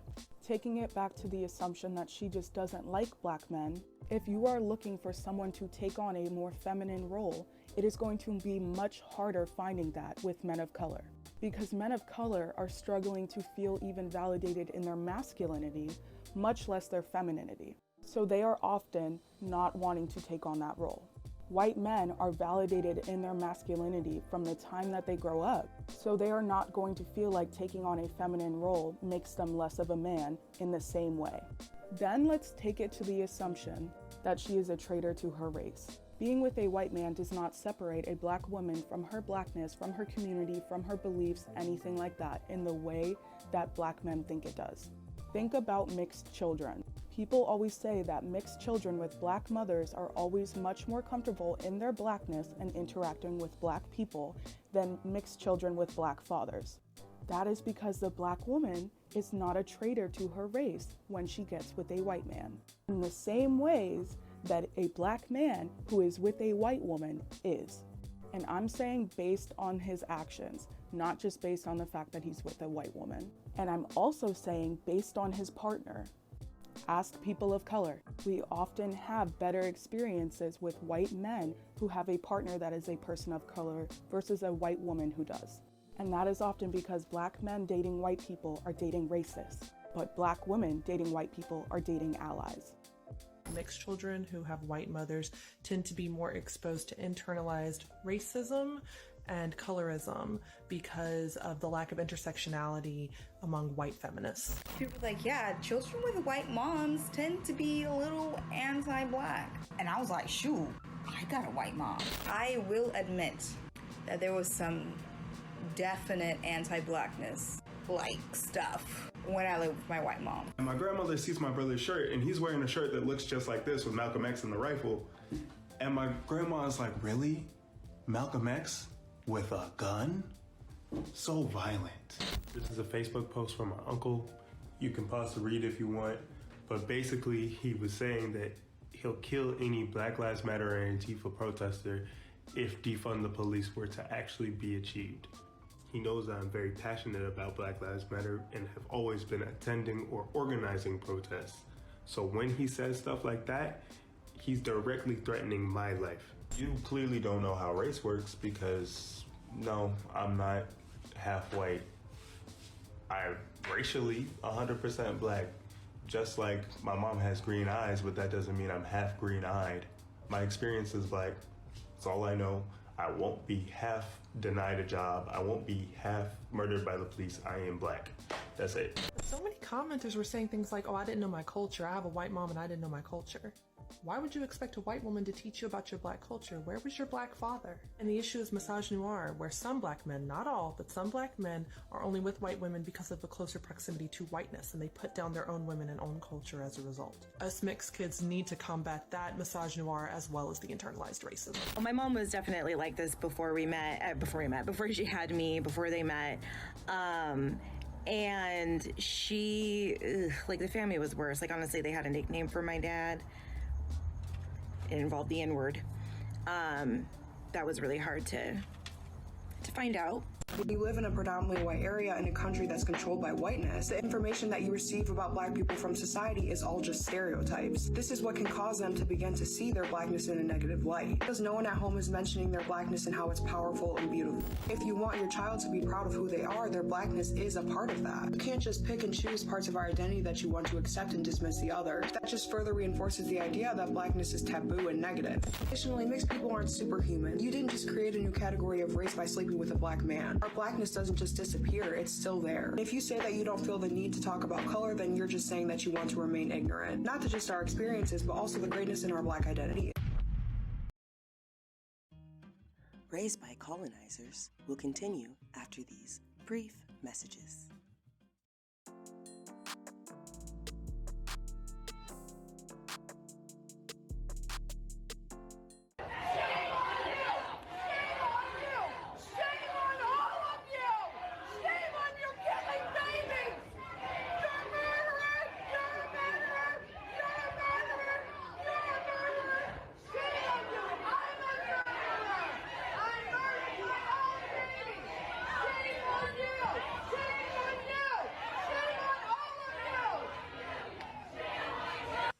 Yep. Yeah, it's hard to imagine that these Republican representatives would ban abortion or criminalize. This is where they're going, folks. This is where they're going.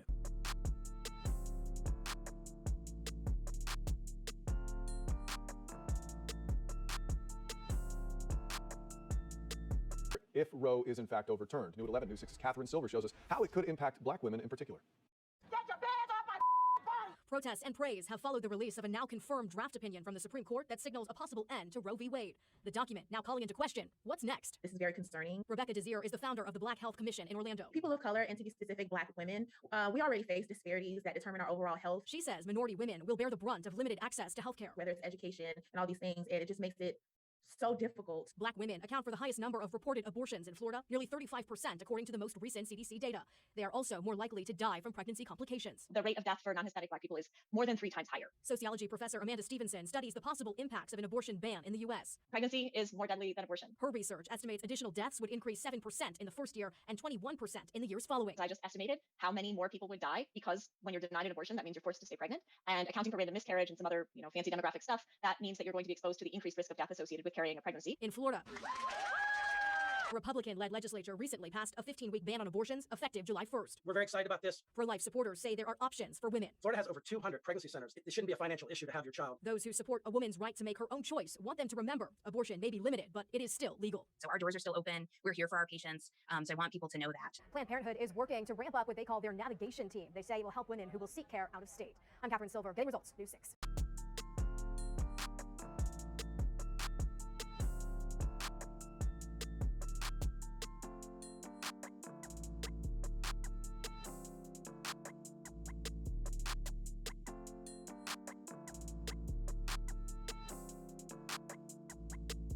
Abortion funds offer support in many ways. They might provide information, money, travel planning, and accommodations, accompaniment, or emotional support. People working or volunteering with an abortion fund might offer rides to clinics, a place to stay, meals, childcare, or a hand to hold. Abortion funds are fighting to ensure everyone has the power and resources to decide if, when, and how to grow their families.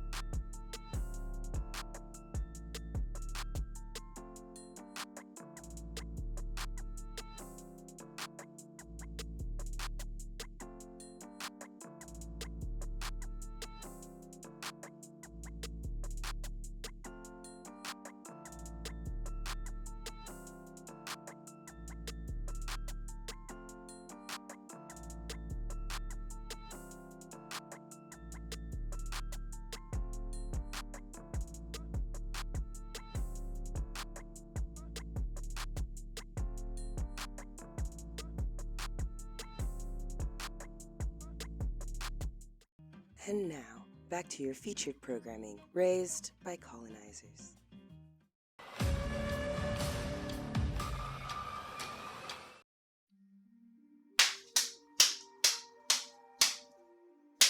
Narcissism, toxic harmony,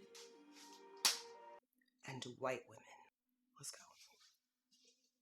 For this section, I'm actually going to geek out on some psychology research and human behavioral statistical studies. What I'm going to be looking at is the most common personality type amongst women, as well as how personality type affects how narcissism shows up or expresses itself. If you do not care about any of this, feel free to skip to the next section, although I will admit that I think you may find it very valuable. If you happen to be interested in MBTI personality type, Cognitive Functions by Jung, then you will definitely find this section enjoyable. We are going to be talking about extroverted feeling. And if you think that you might be suffering from narcissistic abuse, this section may be particularly triggering, or it could possibly be restorative or enlightening. So I'm gonna say consider where you are in your life journey or your healing journey and proceed with caution. I am not going to go in and give a full cognitive function analysis. Here, I'm going to very briefly touch over how extroverted feeling, which is one of the 8 functions in Jung's cognitive function research. Also, it is the functions that make up MBTI personality types like an INTJ, ENTP, blah, blah, blah, blah, blah. I am incredibly passionate about studying how the functions and personality types are supposed to interact with each other, particularly within collectivist societies, and I'm going to be discussing that a lot on this channel. There will be a whole playlist called Cognitive Functions for the Revolution, but for this particular video essay, I just want to focus on extroverted feeling because about 30% of the population of women have a personality type that has extroverted feeling in the top 2 slots. And again, I'm going to try to do a very brief synopsis on functions so you understand what I'm talking about here, but this is not the full iota, okay? There are 8 total cognitive functions. There are 4 function types. You have feeling, sensing, intuition, and thinking. And then each of those function types are extroverted or introverted. The function that we're going to be talking about right now is extroverted feeling.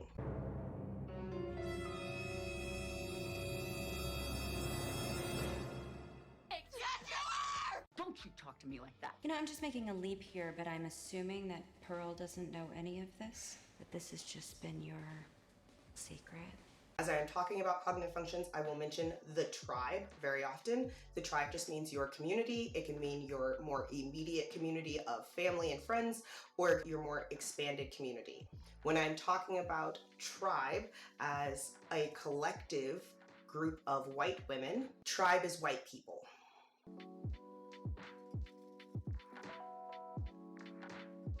So in this video, when I talk about white women and their tribe, or mirroring their tribe, or the feelings of their tribe, I'm talking about white people, okay? We're not in their tribe, even if you're part of their family. Okay, so I've given you the groundwork for functions. Now let me explain to you what FE does. There's introverted feeling and extroverted feeling. Introverted feeling is who the fuck you are. And extroverted feeling is harmony for the tribe. Women who have FE in their top 2 functions, which again are 30% of the population, and that is the function that has given us the feminine stereotype, unfortunately, even though 70% of women are not that. They have FE in the top 2. All they want to do is create harmony for the tribe. The tribe is white people. That is their whole purpose. It gives them life. Like it's like me getting to organize and find connections, you know? Like, it gives me life, it feeds my soul. I have to use my imagination. And they feel the same way about creating harmony for the tribe. The tribe is white people. Another way that extroverted feeling is described is nurturing trust through giving relationships. People with FE do not want to be around their tribe or group if there's negative feelings. Negative feelings break their soul. They would rather have no feelings. They would rather have no feelings than negative feelings. So it's positive feelings or no feelings. That's the only options they give you. I also want to put in context for this video that I am definitely talking about the most unhealthy version of FE. So this is not a standard for FE. If you are a healthy person with FE, first, I love you. You're some of my favorite people and bestest of friends. But please just remember, it is FE within the context of being toxic or narcissist. Welcome to Family Madrigal, the home of the Family Madrigal. We're on our way, where all the people are fantastical and magical. I'm part of Family Madrigal. One of the magical powers of extroverted feeling is empathy. It is the ability to at least display similar emotions as the tribe, or the same emotions as the tribe, or the exact same emotions as the tribe. It's saying the tribe is having a good time, so I'm having a good time. Even if you deep down inside would rather be at home playing video games. FE, extroverted feeling, people who have that in their top 2 functions tend to censor themselves. They tend to say, ooh, what I have to say in this situation is not going to continue to make harmony for the tribe, so I'll maybe just keep it to myself. And this can be in positive ways or sometimes in toxic ways. FE is able to disconnect from their emotions. So someone who has extroverted feeling in their top 2 functions may be able to have a very big public display of emotions, of feelings. Yes, you are! Whether positive or negative, and have no connection to that being a representation of who they are. So because feelings are so, fluent to them, they are very fluent in feelings, that means that they can wear feelings very easily and convincingly. Think of a tool that someone with extroverted feeling has is, I can express these emotions, but they don't represent who I am, so it doesn't matter what that emotional expression looks like or says about me to other people. I'm gonna tell them there's an African-American man threatening my life. Let's talk a little bit more about the amazing magical skills of extroverted feeling, and I want to emphasize again that people who are balanced and healthy of extroverted feeling are some of the most amazing people and have some of the most amazing people around them and tribes around them. We are talking about when FE is a motherfucking white woman narcissist. Let's talk about how extroverted feeling works, what it does. Please remember that this is in the context of FE being toxic, unbalanced, and narcissistic. So you can flip these into positives and yay, that's what we want people with extroverted feeling to be like. It's best for all of us, the collective community. FE people are beautiful. The way that you guys can do your thing when you're healthy. So the first thing they're going to do is going to be able to mirror the tribe's feelings in order to fake harmony and inquire about knowledge needed to manipulate the tribe in the future. Oh my god, that's so beautiful. And when did you guys get married? Yes? And what's your tax ID number and where does your mother-in-law live? Oh my god, did you hear she got married the same day that her grandfather died? Yeah, and her mother-in-law lives on the corner. Totally just got evicted. I don't know if she's gonna be good for this group. FE knows exactly what is acceptable in every social situation and can push it right up to the line without crossing the line expertly. Yes, Pastor, of course my husband was home this weekend. And where was your wife? FE knows exactly how the crowd is going to react to feelings, emotions, or new information, and is very good at playing to the crowd. Okay, darling, yes. No, I know that you want to wear that outfit, but if you don't wear this outfit, you're going to make mommy look bad at the preschool. FE is great at knowing exactly where your emotional triggers are, and then the exact code to push those buttons. You think you should wear that type of skirt with our family's ankles? FE knows how to tailor the delivery of what they say, so it is within the audience's communication style, which makes whatever they are saying incredibly believable, which makes them incredibly trusted by the tribe. Oh my god, I know exactly how you feel. It's so important to me. FE values the social harmony over their own feelings. Even if they don't feel good about a situation, they will participate if it means that the tribe will feel good or harmonious about it. Do not come talk to me. Do not come talk to me. Hi, Janice. FE is great at mediating between two people, but when FE is toxic, it will use that ability to mediate between two people to manipulate the situation in their own advantage. You kids arguing about who gets to use the car? Yeah? How about this? How about you guys both take the car together and go get mommy's groceries? Now, thank you. FE has a strong drive to fix people. It mainly comes from their mirroring of emotions and being able to feel how that person is struggling through that moment or through that part in their life. And because they can feel it so strongly, they want to help. Their best way is to have you not have that emotion any longer. The emotional weight of your problem makes them not feel good about themselves, so they're gonna fix it. Now you know you are my favorite daughter. But if you get divorced, it's really not going to work out well for, you know, how we look with the community. So let's see if we can't get you two into therapy. Toxic narcissistic FE will give unconditional love and support, unconsensually. I know you said you're fine, but I'm coming to pick you up anyways.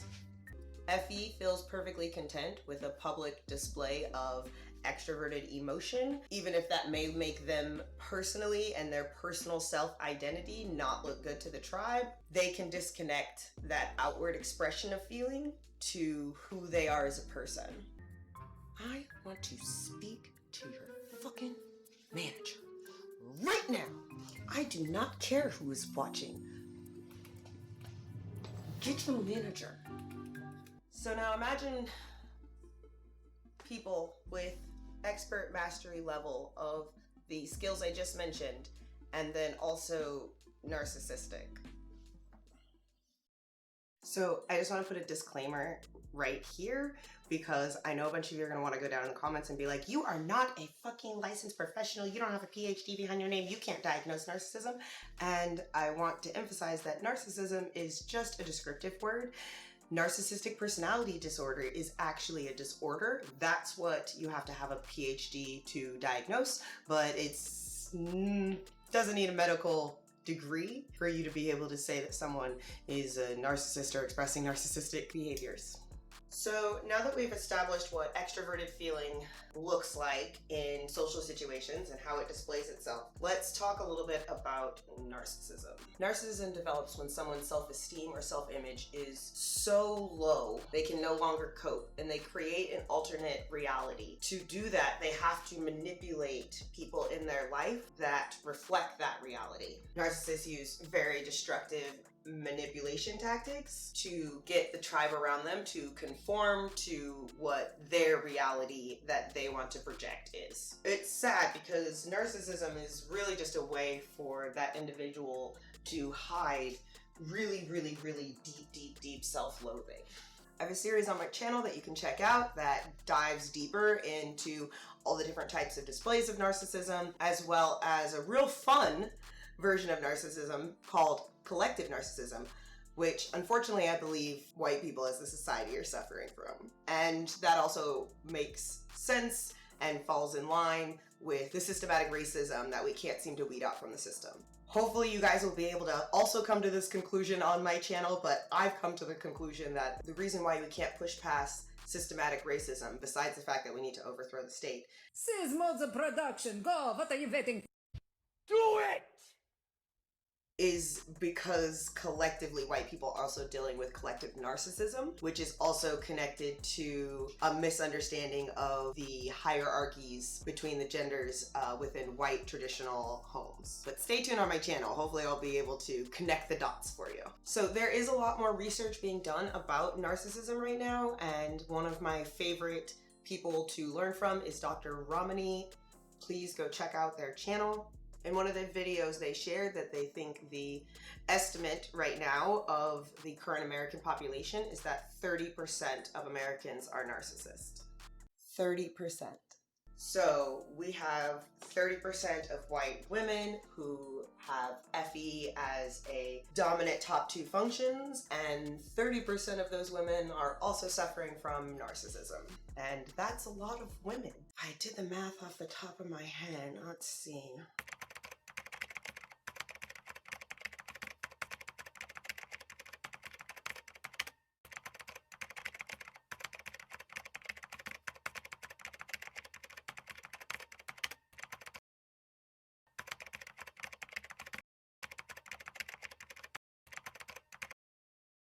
It's a lot of women. They're estimating about 30% of the population is suffering from narcissism. They have to say that it's an estimate because majority of narcissists are never coming to therapy to fix anything, because our society is obsessed with them and we actually reward their behavior by giving them raises or reality shows or writing characters that are narcissists that people are obsessed with, like Succession.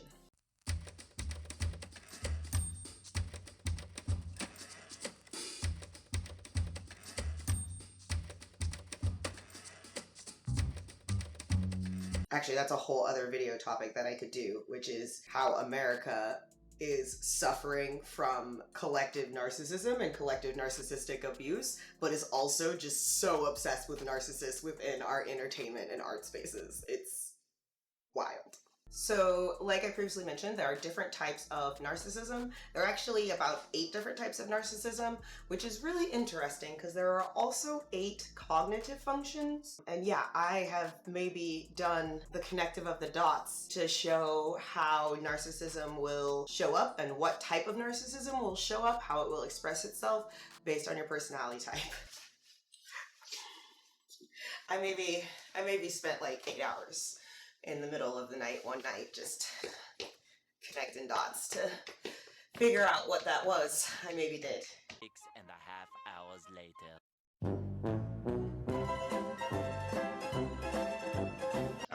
I think it's accurate. I think so. People who have extroverted feeling, or FE, in one of their top 2 functions for their personality type are typically going to be either cultural, generational narcissist, or they will be communal narcissist. Communal narcissist is kind of how it sounds. They're going to be like big philanthropist and like toxic activism. They're very like white savior. And this tends to be like maybe almost like, 50% of politicians. It can also show up, like I mentioned, as cultural generational narcissist. And this shows up in behaviors that are like, very controlling, authoritarian, very patriarchal, a lot of paternalism, very power and control hungry, and it's very much rooted in individualism and fear. Typically fear of change. And it's just interesting. It's just really interesting that those are the two types of narcissism that show up for such a large percentage of the white woman, or just women, but white women population. It's interesting because does that not sound like a lot of mothers? It's also very interesting because it literally just explains the only difference between Democrats and Republicans. Democrats are communal narcissists and Republicans are cultural generational narcissists, authoritarians. And to wrap this section up, if anything that I mentioned triggered anything or made you think that, oh no, maybe I'm suffering from a narcissist in my life, or maybe I had a narcissistic mother, no matter what race you are, please go check out Dr. Romney's channel. She has multiple videos about having mothers or just parents as narcissists, how that affects the children as far as like the black sheep or the golden child. Really, really informative and literally changed my life.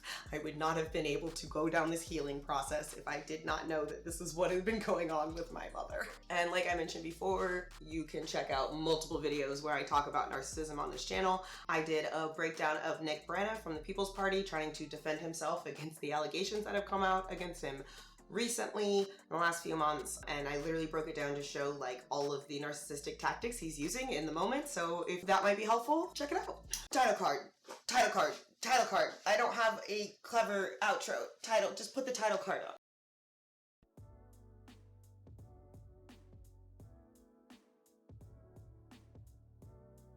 Unfortunately, the current doctors and PhDs don't have a lot of solutions for narcissism. Like we mentioned before, only about 3 to 5% of narcissists even end up in treatment, and when they do, they are definitely not there to work on their narcissism.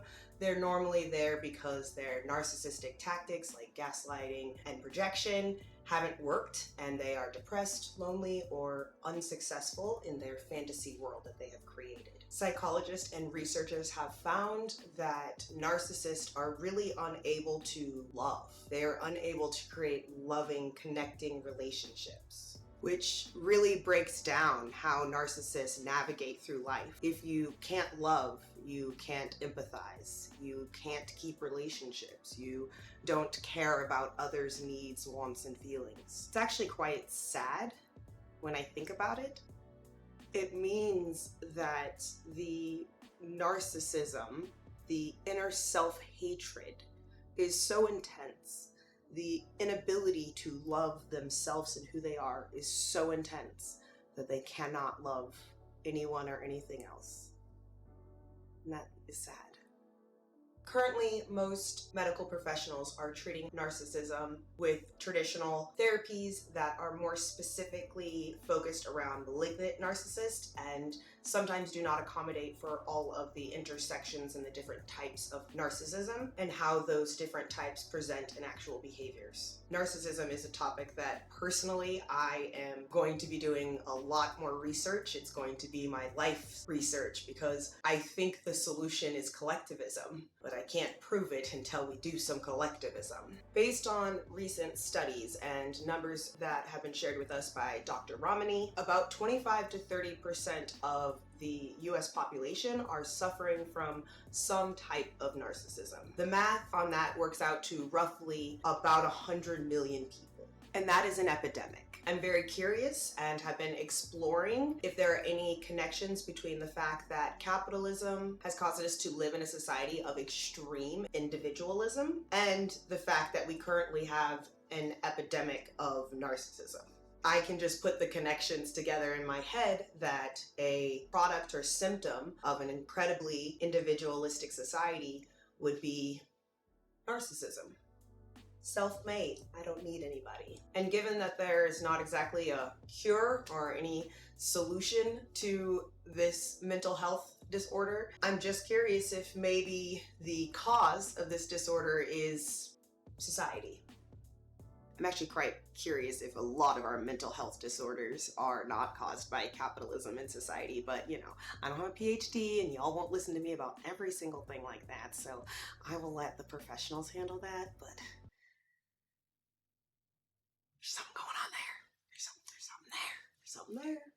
I'm going to be diving deeper into some of the connections and background of some of the topics I just mentioned in the future, particularly when we get to talking more about cults and how cults are just a replication of the capitalist system in a smaller microcosm. I'm very excited to explore this and get feedback from other people who have had other experiences or are maybe also doing research on this topic when it comes to narcissism and how it is connected to capitalism and how the society is currently running. One of the last things I wanted to add in this topic is the fact that if 100 million people in America are currently suffering with narcissism or narcissistic symptoms, that means 1 out of every 3 people is a narcissist, which means 2 out of every 3 people are suffering from narcissistic abuse. And in my research, narcissistic abuse is up there with being one of the most intense healing processes, especially because you don't ever get recognition from that narcissist, which can make it very invalidating of your past experiences. As well as the ungaslighting, the constantly being triggered by memories and having to rewrite them in your head. Like, what actually fucking happened? I think collectively, as a society, as the masses, as the proletariat, as the revolutionaries, it is incredibly vital that we understand and are very aware of narcissism within society and our culture, especially because we are going to have to navigate through those 100 million narcissists as we progress the revolution, because again, currently we don't have a solution to heal them. I do hope during revolutionary organizing, some of that healing process will start. Because of the number of narcissists and the number of people who have suffered from narcissistic abuse in our society, we have a collective obsession with narcissists in our everyday life, in our politicians, and in our media. We worship them. We actually shame people for not replicating their behavior. So as part of our deprogramming from capitalism, we really need to wean off the titty of narcissist in every aspect of society, because you have one everywhere. One is probably running the company that you work at. No, like seriously, like I'm 99% sure most of the companies that you work at are being ran by narcissists. Unless you've run the company, and then I'm sure it's not, well, I mean, for 1 in 3 of you, I'm sure it's not. Oh, fuck. Raised by Colonizers will continue after these brief messages. These promo breaks have been strategically placed based on the quantity and heaviness of the topic in the previous chapter. Please take a quick break to emotionally check in, refresh your drink, smoke another blunt, go for a walk, stretch your muscles, scream into the pillow, do a spiritual ritual, break some plates, or do what I do and dance with me.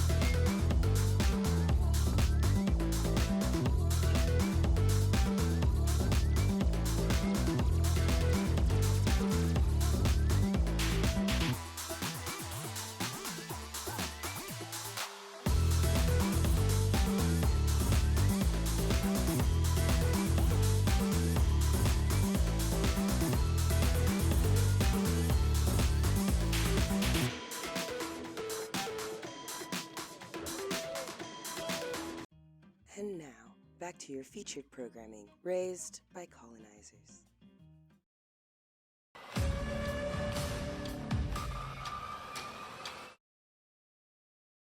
I mean, adoption is an extension of colonialism. First, these Meo-Saxons undeveloped Africa, stole all our resources, and oppressed African people in America and in Africa to a point where we can't take care of our children. Then here they come to scoop up our children, and those kidnapped black children, I mean adopted black children, are then forced into a capitalist exchange where this child has to now be the dream child of this saltine American, just so they can have access to water, food, shelter, and other resources, all while this saltine American is directly or indirectly teaching this child that black is bad and white is good, because black is poor in poverty and white saved you from being poor and in poverty, okay? So, white people, if you want to do anything good for black children, pay reparations to African people so that we can take care of our own children the way that our children need to be taken care of. All right, y'all, that's what I have to say about this. Uhuru, check that melanin. Stop adopting our children. Okay, where do you want me to sit? Yes, here? Okay. Yes, is this too much leg? A little too much leg?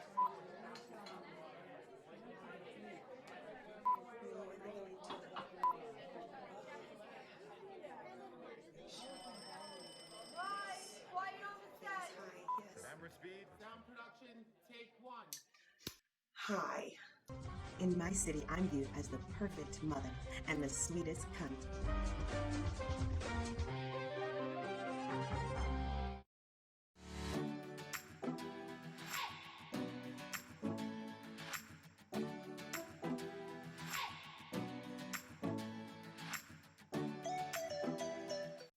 See, I have an excessive feeling of self-importance and the importance of mothers in general. I mean, mothers, they're literally the birth of life, you know? And it's not just like in my individual household, like mothers are the most important role in society. So to me, my children are really just property. I mean, they're really just a tool to kind of get to my own individual goals, but I don't really see them as humans. I mean, they're an extension of me, so like, if they're not successful in the way that I want them to be, that'll definitely make me look bad and I will not be happy. I tend to manipulate everyone, yeah, and I love using the emotion of guilt.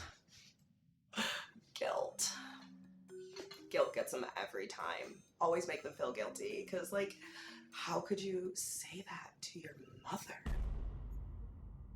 I do employ the silent treatment at times. I mean, particularly if they try to like point out that maybe I'm taking up too much space, or like this function was supposed to be about them. Yeah, I mean, then I might not talk to them for like 6 months, but I mean, they're young. What's 6 months?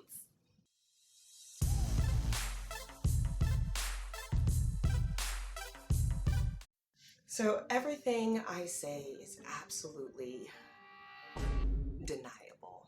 That's the trick, honey. Whatever I did 3 months ago, 3 weeks ago, 3 years ago, it wasn't me. I didn't do it. That's the trick. It works every time. Well, almost every time. I mean, I really do it so much that like sometimes people don't even know what's going on. You know, they don't know what's up, what's down, what's the truth. And that is bliss. That is when I'm in complete control. I love to control my children's relationships, particularly the romantic ones. Really sucked. I had to grow up to a certain age before I manipulate them. I mean, I tried when they were younger. I totally tried to set them up and like plan who they were going to marry when they were 5, but they just didn't want to listen to me when they turned 25.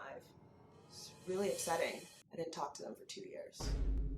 Anyways, the social control mechanisms just work better if you keep the person feeling incredibly isolated, you know? So that if they try to tell someone like how crazy of an evil cunt that you are, nobody knows what they're talking about, you know? Nobody's around me enough to ever see any of that type of behavior, so who's gonna believe you? I'm really good at making other people look crazy, which is hilarious because most of the time I'm the crazy one, but like I'm really good at being like, no, she's crazy. Once I went as far as to having my daughter committed. I mean, she hadn't left her room in 2 days, so I just said that she was incredibly depressed and signed the paperwork. It was nice, it was a break, at least for a week. The truth is, I am so envious of my daughter. She got better hair, she tans perfectly. I mean, she's literally tan all the time, you know, because she's mixed. But like, how did mixing me with a black man make a prettier woman?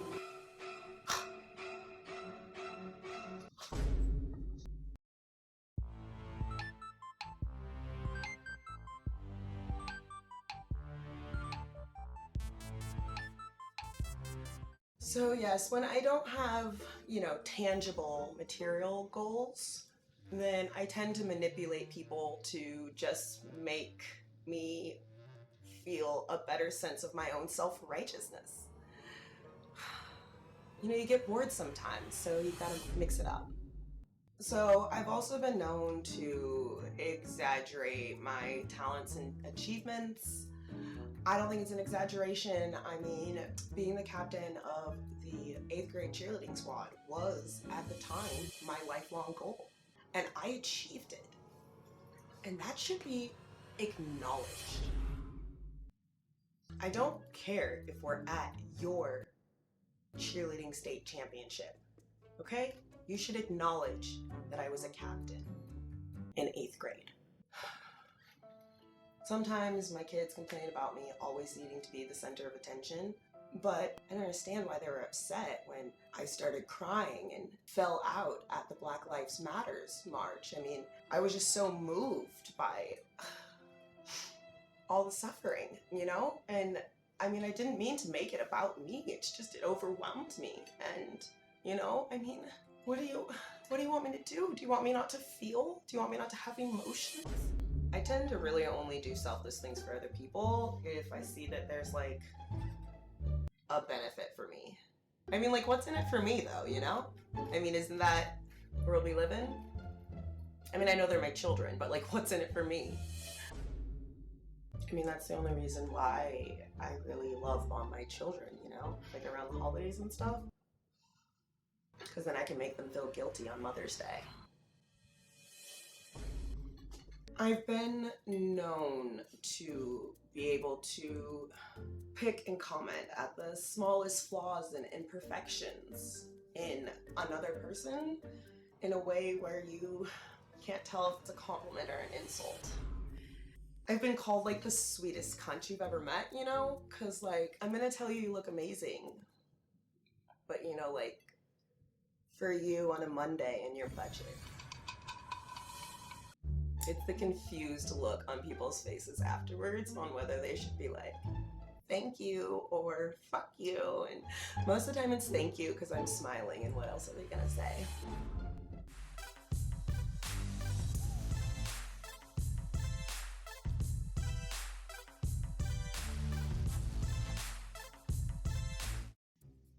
So, I mean, in private, my children do call me like Stella and Cruella, like Stella in front of other people and like Cruella behind closed doors, but like I don't really see where they get that from. I feel like I'm a sweetheart all of the time. I'm the same all of the time. I mean, that would be implying that I'm like two-faced and not the amazing mother that society thinks that I am, that I express that I am in public. So one thing I'm definitely not gonna do ever would be like admit that I've done something wrong. Like what? I mean, number one, why would I have to? I don't ever do anything wrong. That's ludicrous. But I'm definitely not gonna admit it. Good Lord. I have been told that I tend to become the victim even when someone is coming to me about a grievance they have about me. But it just seems to always work out that when someone wants to complain about something that I did, you know, they did something to deserve it. So I'm always confused. But by the end of the conversation, most of the time they're apologizing to me, so it seems to always work out in the end. Well, yes, I do expect my children to be responsible for me. I mean, they did it growing up. I mean, I think I started them doing the dishes at like 4. But now that they're adults, I mean, I still call them when I need anything. Speaking of that, yes, Lily? Yes, I know you're on the way home from work, stuck in traffic, but would you mind running back to your job and getting me one of those quadruple espressos? They're my favorite. Oh, it would take you an extra 30 minutes? Well, I mean, remember that time a couple years ago when I did it for you? You're gonna be late for your date? Well, remember a couple years ago when I did it for you? I mean, you wouldn't want to, like, treat your mother like that. Take 2.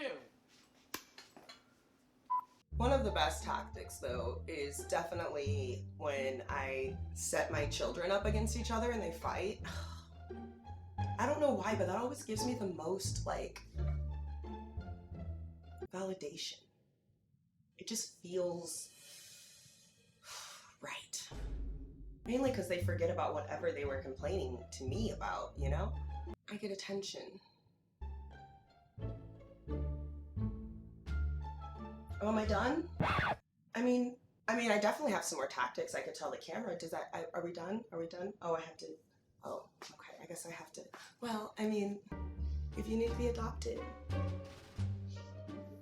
I'm younger than I look. I can still take children. I just put my paperwork in to be a foster care parent. Only for the brown babies.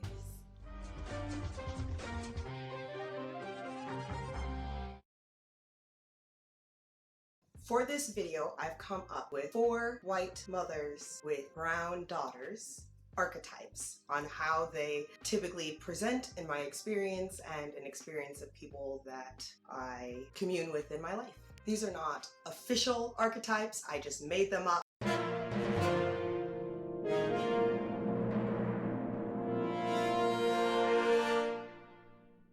So use them as you will. So I would like to give some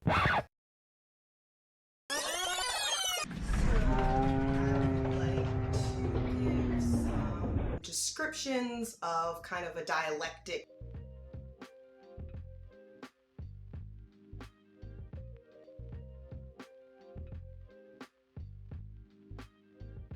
that you'll be seeing reoccurring in some of the descriptors of the behaviors of these archetypes. We're just gonna define terminology, okay? Okay. So, adultification is when a child is looked upon by adults as an adult. Adultification and infantilization. There we go, I think I got it. Infantiling is going to be babying someone so much so that they can't develop all the skills and abilities they need to be a fully functioning adult in society. The next terms that I would like to define are fetishization and commodification. Although you can see fetishization in commodifying and you can see commodifying and fetishization, they are different. Commodifying would be like when parents of Black children prepare them for a professional career in sports at the age of 7. And fetishization would be looking at your daughter as a sex object to other adults at the age of 7. Fetishization can also show up in non-sexual ways, but typically has to do with an unhealthy fetish for a toxic hierarchy in our overall society. Toxic, oppressive hierarchy. I would also like to define objectification and degradation. Objectification is viewing someone as an object. This can be sexual, but also does not have to be sexual at all. As a femdom who loves objectification, I do a lot of non-sexual objectification. Like, I want you to be my footstool, my chair, my fan, my candle, my piece of art.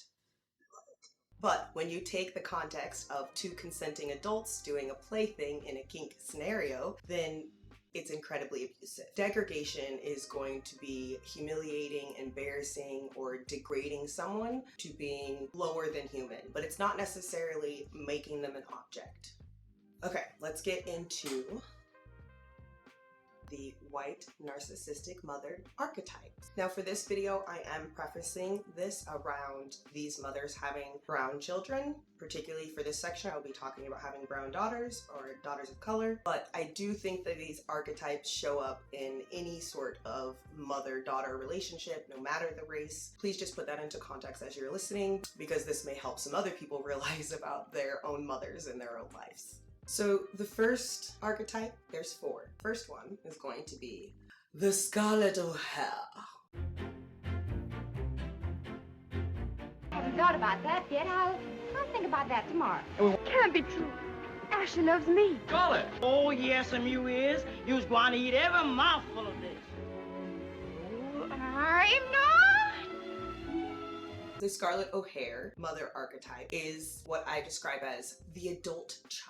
When it comes to children of color being with white mothers, I think the best way to describe this is like the magical minority trope. The magical minority trope shows up often in Hollywood and cinema, where you have a person of color who has some sort of special gift, special magic, special power, special wisdom, and they're still second to the main white character's story, but they are one of the most important aspects of that white person going through their hero's journey and actually getting whatever it is that they desire at the end of the movie. Although the person of color that plays the magical minority oftentimes does not get space for their character to be fleshed out and can even get murdered off at the end. So in this archetype, the Scarlett O'Hara, the black daughter is going to become the counselor for the white mother's self-actualization. The white mother is still going to be the protagonist of the life story. So the daughter is just going to be an accessory to the mother's life, oftentimes maybe even taking over the mothering role or taking on roles like the maid best friend, or the teacher best friend, or the spiritual best friend, or the wise best friend, or the spiritual guide. The next white narcissistic mother archetype trope is the Princess Diana. Oh yes, kiss the brown babies.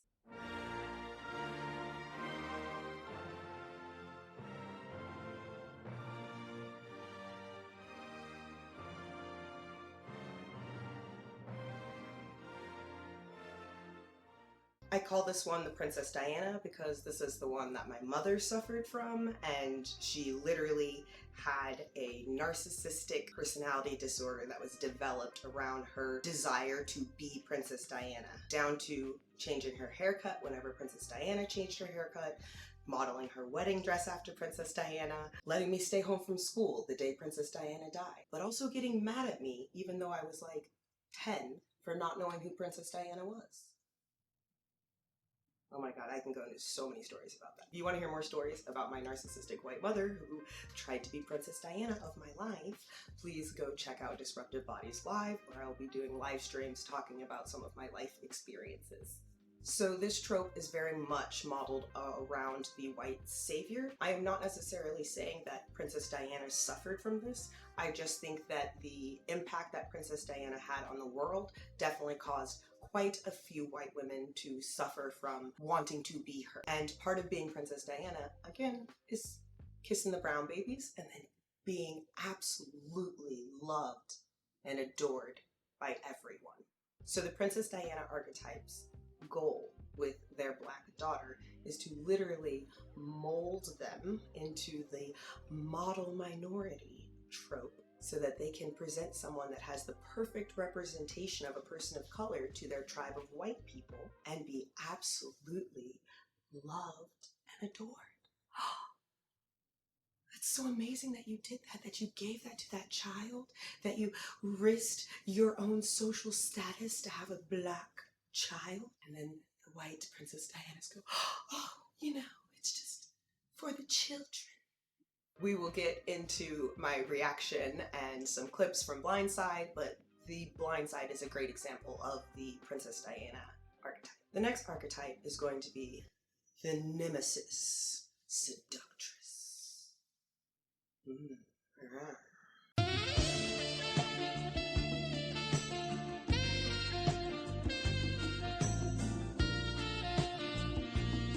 She's a WMILF, a white mother. Many people would like to funk, I don't know. In this archetype, the Nemesis Seductress, the mother is constantly competing with the daughter for either black men or white men. It might not always look like competing as far as like dating or having sex, but might just look like attention.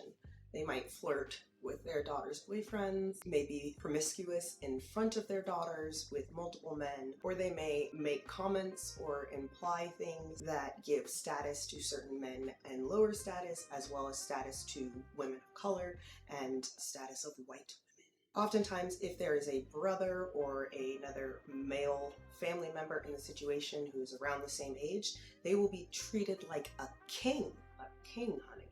A king. They may also be sexually assaulted.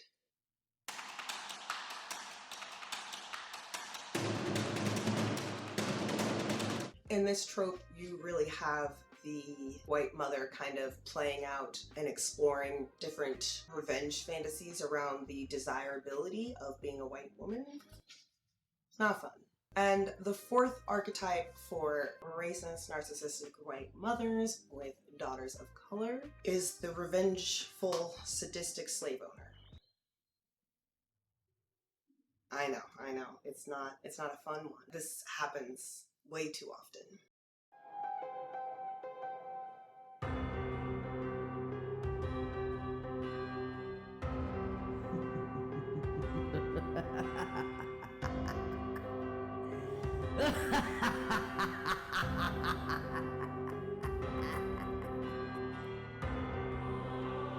The hell else would I drink to? You're helpful to me is all. As soon as you're not, you're dust. No color.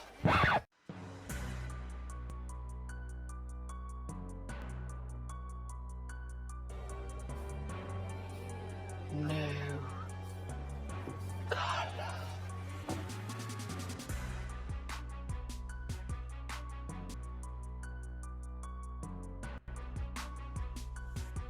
Particularly, I think, shows up in families where there are quite a few other white children. In this archetype, the mother, whether consciously or subconsciously, literally adopted or acquired child for the sole purpose of treating them like a slave.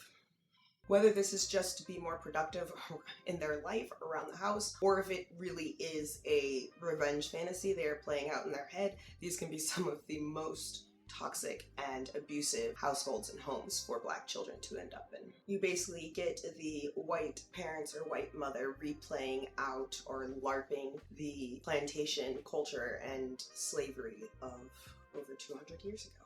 Remember, these archetypes are not set or official, and there probably are more that can be added, so let me know in the comments if you think of any.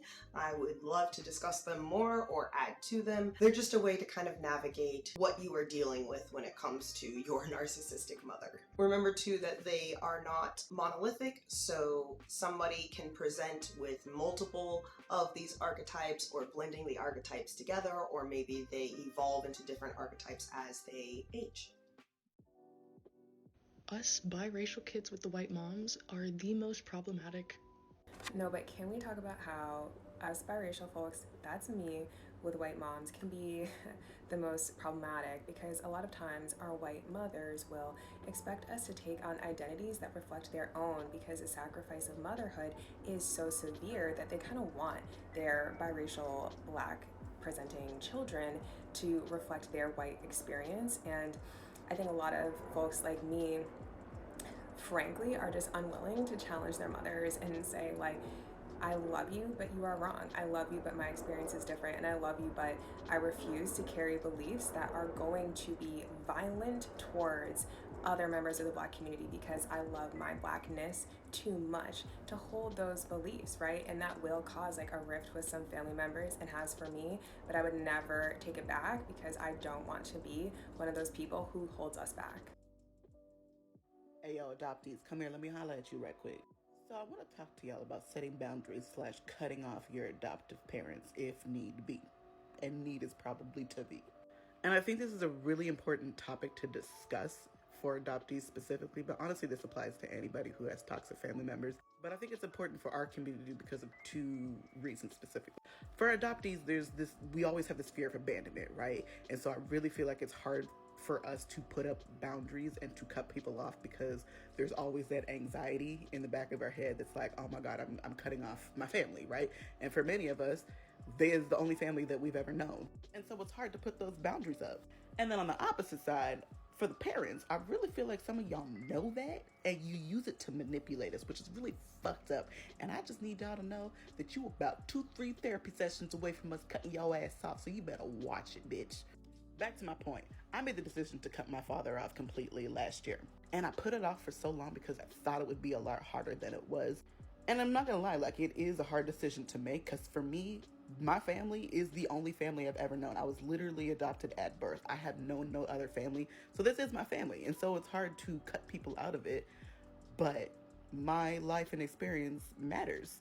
So when I started talking about my experiences as a Black person, as an adoptee, and made my white family uncomfortable, but guess what? Boo-hoo, bitch, I don't care. But my parents went two completely separate ways. Now, they're divorced, mind you. But my mom was much more empathetic, right? And we were able to sit down and she was able to acknowledge that, yo, I really fucked up as a white parent to Black kids, and I'm really sorry, and I'm gonna do my best to be better now moving forward. And she has done that. And that's all I've ever asked of my family, right? Is to just shut the fuck up and listen and do the work yourself.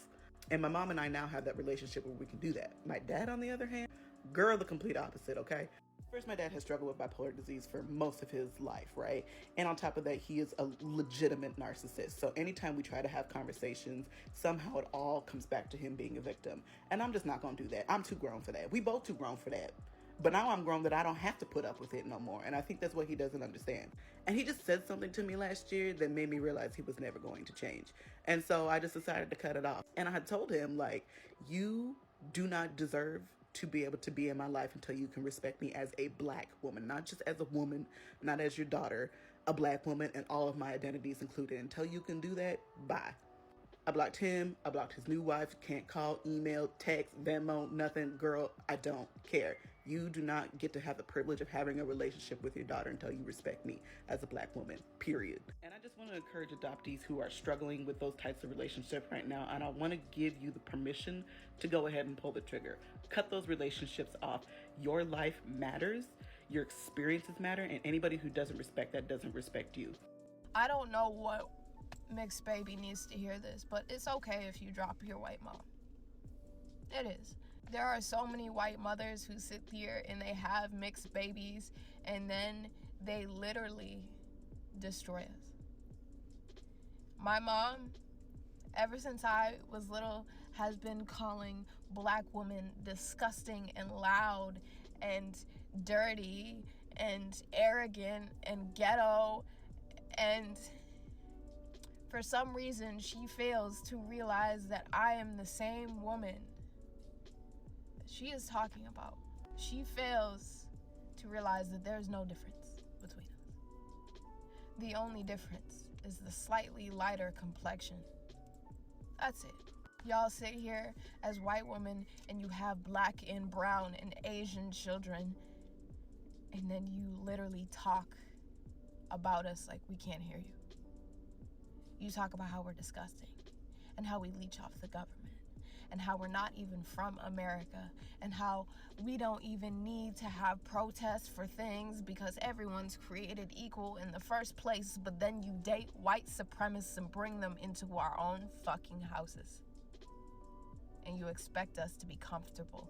You expect us to be comfortable with your husbands that wear Trump hats. You expect us to be happy and accepting that you want to go out for shots of tequila and make fun of every man in the room and say, I bet his name is Juan. I don't find that funny. I don't find the joke in that. To make fun of everybody's fucking race except your kid because you, for some reason, have the capacity to think that they're different, to think that they are you, when they have never been a part of you in the fucking first place. I don't get it. I don't get how y'all can pretend that your kids don't hear you and then be absolutely baffled when they finally do. And they finally don't want to be around you. So for the kids that have grown up in environments in the exact same that I have, I don't care if you're afraid of not having parents. I'm afraid of having a parent that can't even see who I am when I'm looking them right in the face. And the fact that I don't even have a parent that knows who I am, it's pretty much like having none anyways.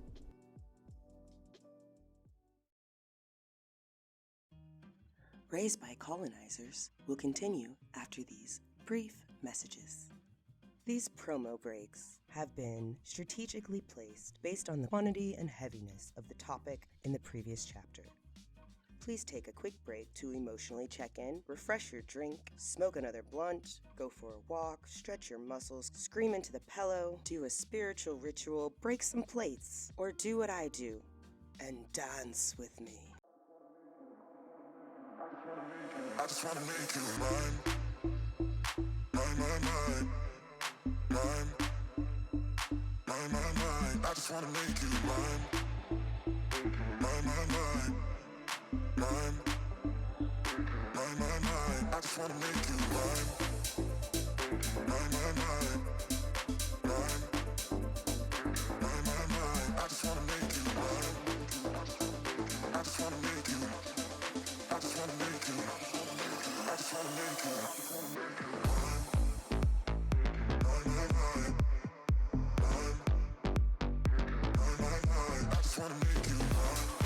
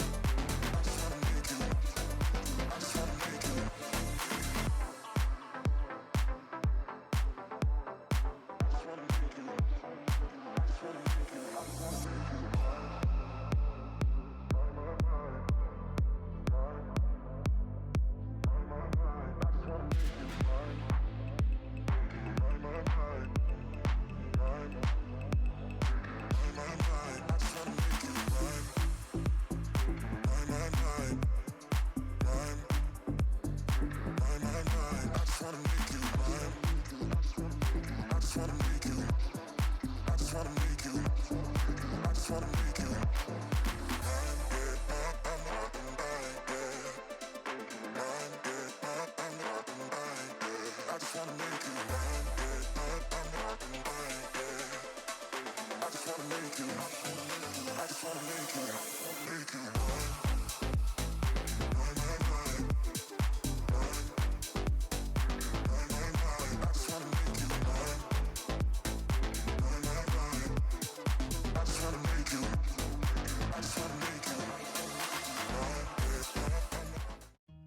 And now, back to your featured programming, Raised by Colonizers.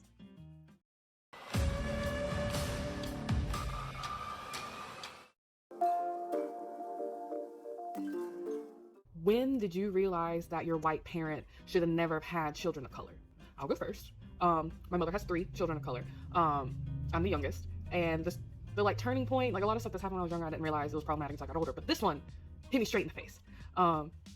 My sister, her kids, and my mom and I, we were on our way to go see my grandmother. My mom's radio station went to commercial. I changed it to the hip hop station of our town. She then proceeds to slam her hand on the radio to try to change it and said, and I quote, "I'm not listening to your shit." Sat here and reached out to so many times because there's so many moments where I sat down and really had to be like, my mom should have never had a black child. And even then, like when somebody asked me this question, there's so many moments where I like look back on my childhood and realize, damn, maybe, I wish shit had gone different. But the story that stuck out in my head, actually, I had recorded my mother telling this story just because she's told this story to multiple people. She brags about it and it's insane. I specifically remember the time that I had recorded it.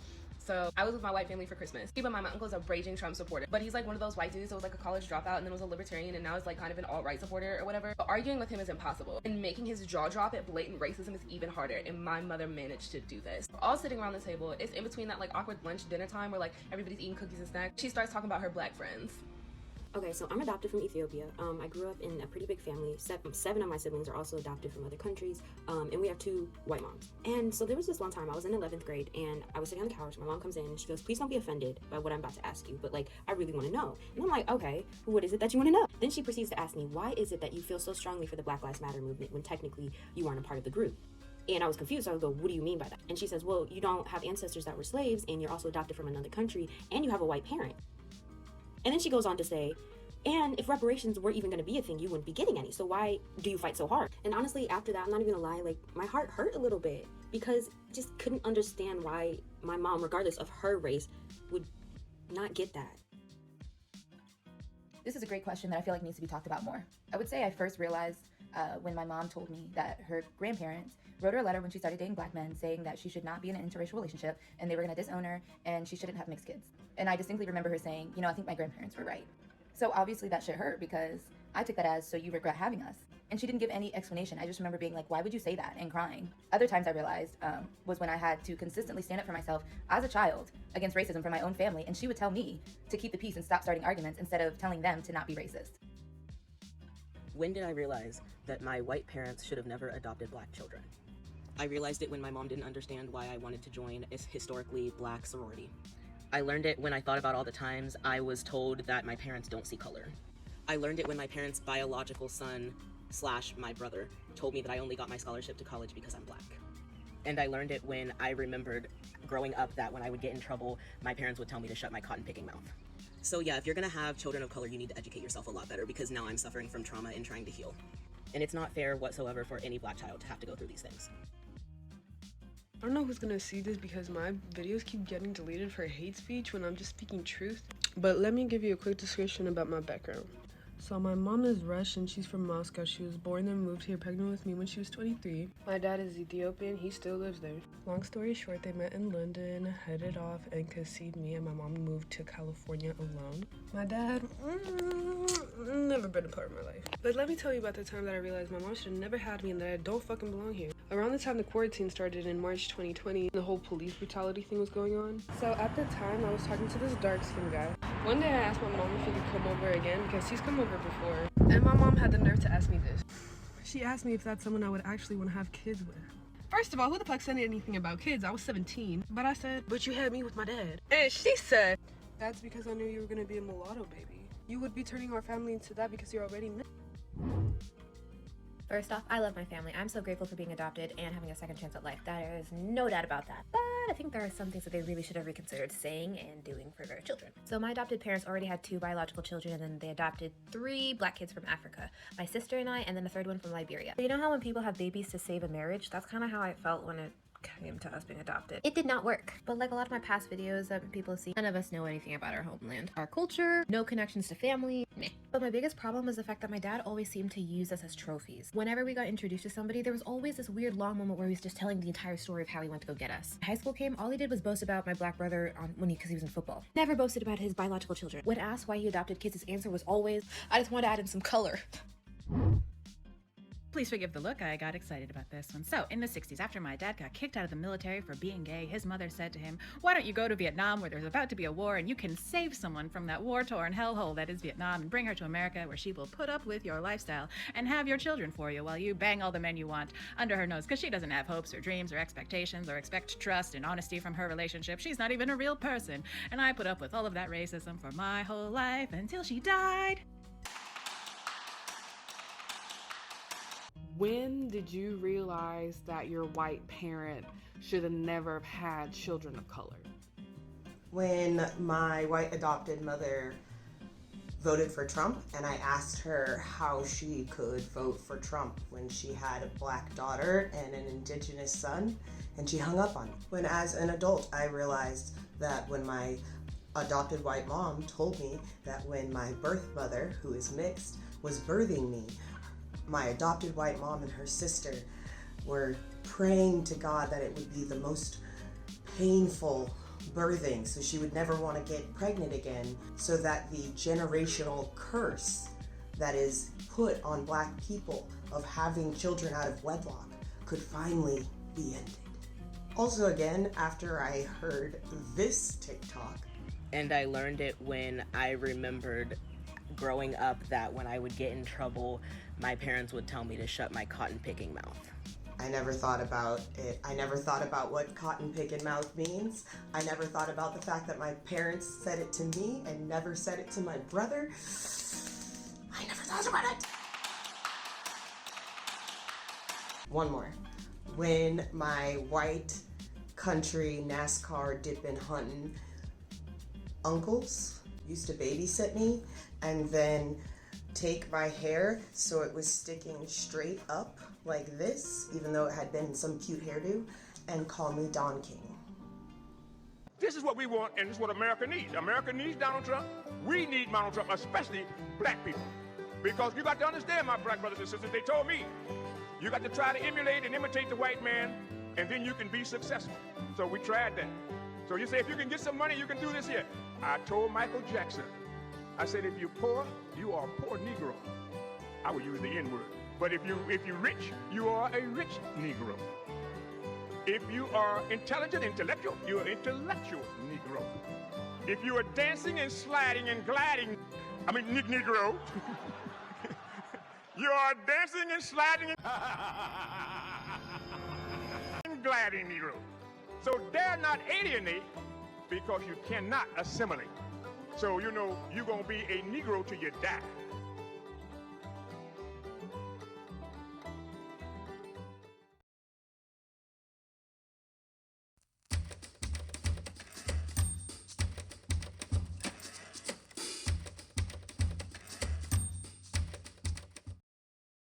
I got so triggered rewatching clips of The Blind Side that I could not even rewatch the whole movie.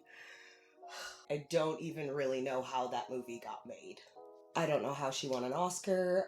I don't know how it's still a thing that hasn't been, removed from the shelf. So, here is my traumatizing story about going to see The Blind Side with my family.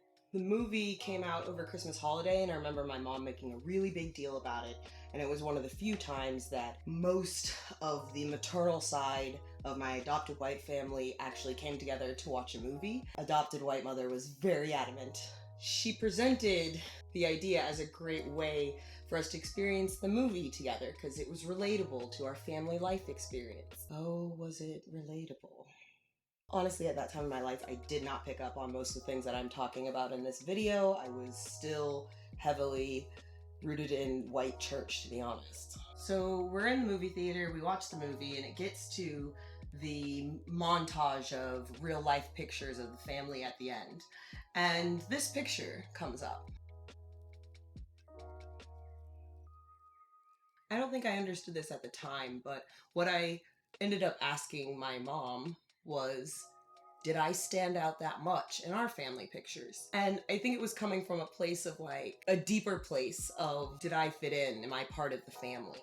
So we're getting up out of the theater and walking out, and I asked my mom, did I stand out that much in our family pictures?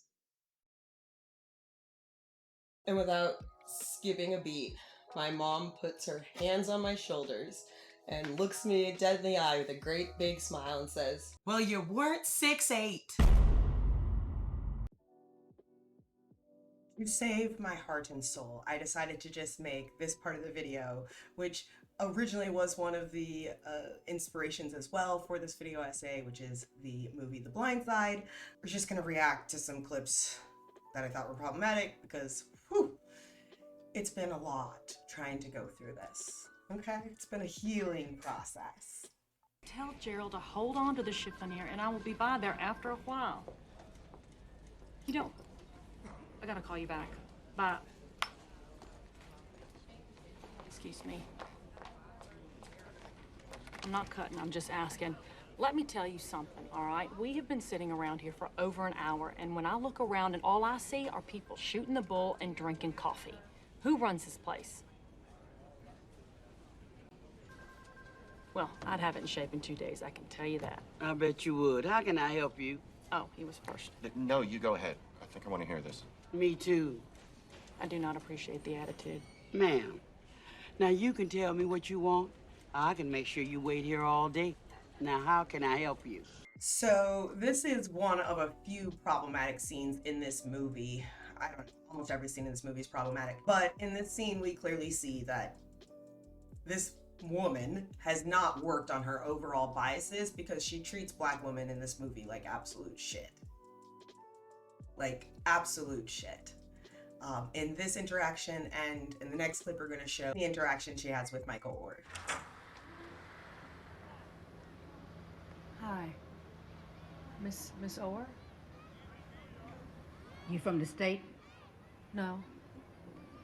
My name is Leanne Tui, and your son, Michael, lives with me and my family.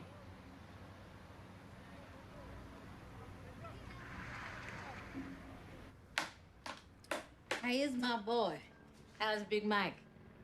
He's fine. He's doing real well. We might have some wine in the kitchen if you... Oh, no. That's real kind.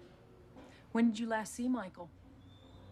In this scene, we see Leanne trying to get copies of Michael's birth certificate and being incredibly unempathetic to the situation that she is really in, which is you haven't seen your son, the state took your son away from you, and now I would like you to give me the paperwork so that I can become your son's mother. I don't know. How many foster kids you got living with you? Oh, I'm not a foster parent to Michael. I'm just helping him out. State don't pay you nothing? No. And you feed him, you buy him clothes too? Well, when we can find them in his size. We can see by the reaction of Michael Oher's mother in this scene that she is surprised that a white lady is taking care of her son without it being licensed or registered or certified by the state. We also see the lack of awareness that Leanne has about these situations pan out and what she's actually asking of this mother, of this black woman who has been through many traumatic situations. There is no attempt to see this woman's humanity at all. The way that the writers even wrote the mother is just a bunch of stereotypes of black women, particularly poor black women who are dark skinned. Within these movies, there's never any overall societal context to why these parents would actually be in these situations, right? They aren't going to talk about like the government bringing drugs into our cities. They're not going to talk about all of the intersections. Like, it is a story to make white people feel good, particularly white women. And it was successful. You are a fine Christian lady. Well, I try to be. You're a fine Christian lady. This was definitely written by white people. That is not, I do not believe that is how most black women would respond in this situation. And that is also just reinforcing the structures of Christianity. The real life white woman that this is based off of is very much rooted in the, what I call a cult of evangelical Christianity, which is very much connected to the white saviorism of adopting children of color. It's all real nice what you're doing, but don't be surprised if one day you wake up and he gone. What do you mean? He's a runner. That's what the state called him after they took him from me. Every foster home they sent him to, he'd slip out the window that night and come looking for me. When you put this story into context of everything we just now have learned about the CPS organization, then it really hits emotionally home that what she is saying is that every time the state kidnapped my child, he would escape that home and try to find me so he could take care of me. Which to me displays that no matter what foster home they tried to put Michael in, he wanted to be with his mother, no matter how traumatic the state thought that situation was. And so where was the real trauma? No matter where I was, the boy would come find me, take care of me. I've had some health problems. So was Michael born under a different name? So even after this black woman who just opened her heart up to this white lady to tell her why she is even in this situation where her son needs someone to watch over him, the response from Leanne is, I really need to get what I came here for. Proctor, that was His daddy's last name. Where is he? I ain't seen him since he left. And when was that?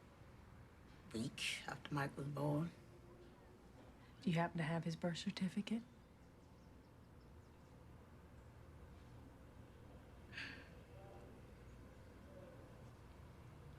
It's all right. Figure it out. So I think this scene is great to really explain multiple intersections of how uncomfortable Leanne was even going to this woman's house or even being in her house. She wouldn't accept any of the drinks that the woman offered. She's, this is very dirty. And then just the complete lack of humanity in the interaction with this woman and the complete lack of understanding of the true weight of the situation and what she is genuinely asking. You also have the intersections and almost breaking of the fourth wall of being very aware that the story is being written by white people who still have racial biases, because all the black people in this movie are represented in destructive, stereotypical ways. You want to do what? You heard me. Shouldn't we at least talk about this? What do you think we're doing? And don't act like I'm going behind your back. I know you put us down as Michael's medical contact at school. There is a huge difference between paying for a broken arm and being legally responsible for someone. I mean, a kid we barely know. That's another thing. We need to find out more about his past. He won't talk about it. He's like an onion. You have to peel him back a layer at a time. Not if you use a knife.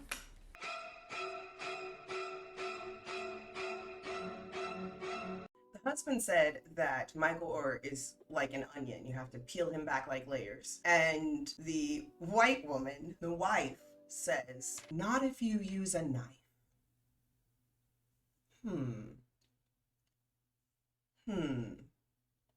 What if we took him to a child psychologist or something?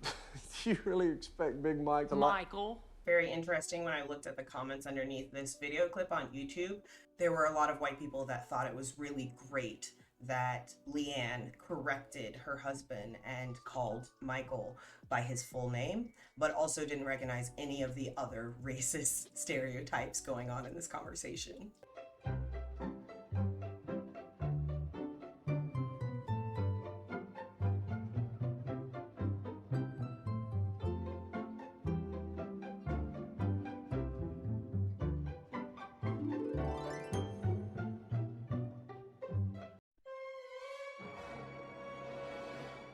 Stop it. Get some help. You really expect Big Mike to Michael? You really expect Michael to lie down on the couch and talk about his childhood like he's Woody Allen or something? I mean, Michael's gift is his ability to forget. He's mad at no one, and he really doesn't care what happened in the past. And this is what white people or white men or people who say, I don't see color. This is how they think black people deal with the generational trauma of racism in this country. We don't really want to talk about it. And we know what's going on and we just want to move forward. If you take Michael Oher's name out of the conversation and just replace it with black people, this is literally a white man saying that our gift as black people is our ability to forget our own trauma that was inflicted on us by white people, because that's very convenient for white people. He's mad at no one, and he really doesn't care what happened in the past. You're right. Excuse me? You're right? Of course, the husband is right, because what he just said reinforces all of the racist and patriarchal structures that we want to reinforce within this capitalist system. Stop the car.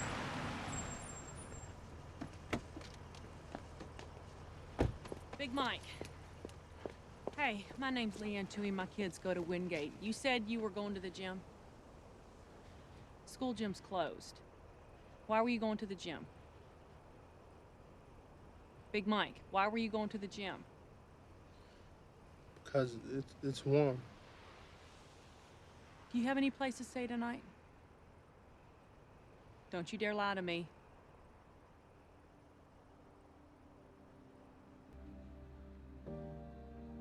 Seen that look many times. She's about to get her way. Come on. Come on.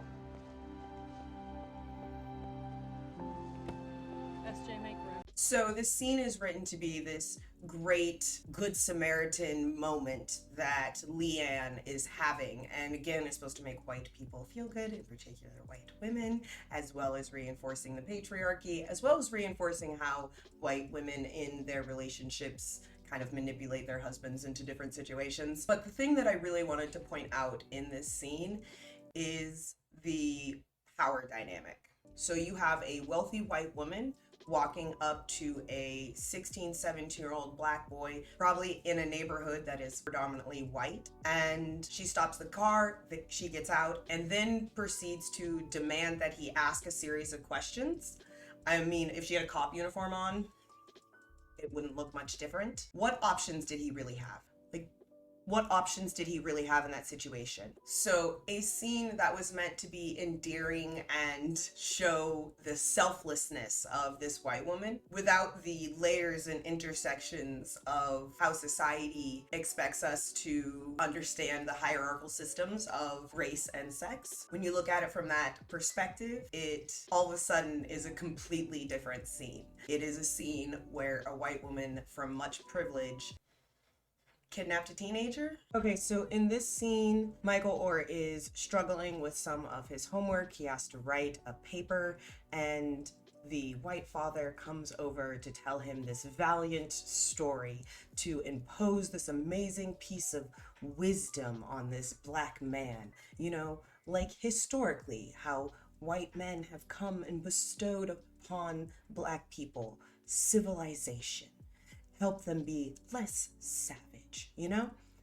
And I just thought that it was poignant. It was a way that the movie described how the white father in the situation can also look like the hero and what his role is in reinforcing all of these structures. After the courageous speech by the white adopted father, Michael Oher writes this poem in which the writers make it sound like he can barely read and barely do grammar. The poem, I think, is very interesting, given that I doubt that it was written by an actual black person. Here, I'm going to go ahead and read it for you. Courage is a hard thing to figure. You can have courage based on a dumb idea or mistake, but you're not supposed to question adults or your coach or your teacher because they make the rules. Maybe they know best, but maybe they don't. It all depends on who you are, where you come from. Didn't at least one of the 600 guys think about giving up and joining with the other side? I mean, Valley of Death, that's some pretty salty stuff. That's why courage is tricky. Should you always do what others tell you to do? Sometimes you might not even know why you're doing something. I mean, any fool can have courage, but honor? That's the real reason for you either to do something or you don't. It's who you are, and maybe who you want to be. If you die trying for something important, then you have both honor and courage, and that's pretty good. I think that's what the writer was saying, that you should hope for courage and try for honor, and maybe even pray that the people telling you what to do have some too. Unfortunately, they don't have any honor or courage, the people telling us what to do in the country, or in this movie, or the people who made this movie. Go back and re-listen to the words of that poem if you need to, and listen to what he's actually saying. Everything in society is telling me to conform and what to do, and by the end of it, kind of just does. There's a questioning, but then it's like, well, this is how it is. So in this scene, you get to see a montage of all the colleges coming to try to recruit Michael Oher. It's supposed to be, again, a very endearing scene and very exciting, and oh, who are they gonna pick? But what you see is the brother is constantly negotiating for what Michael Oher's scholarship can get the little brother, as well as when the scene ends, you end up finding out that Leanne has already manipulated the situation so that Michael Oher will get into the college that she wants him to get into. There's also a scene in this little montage where his tutor hits him because he gets an answer incorrect, and I don't understand why that would be appropriate at all, to physically assault the child because they got an answer incorrect. That seems like abuse, but I guess because the child is black and because he's a big black child,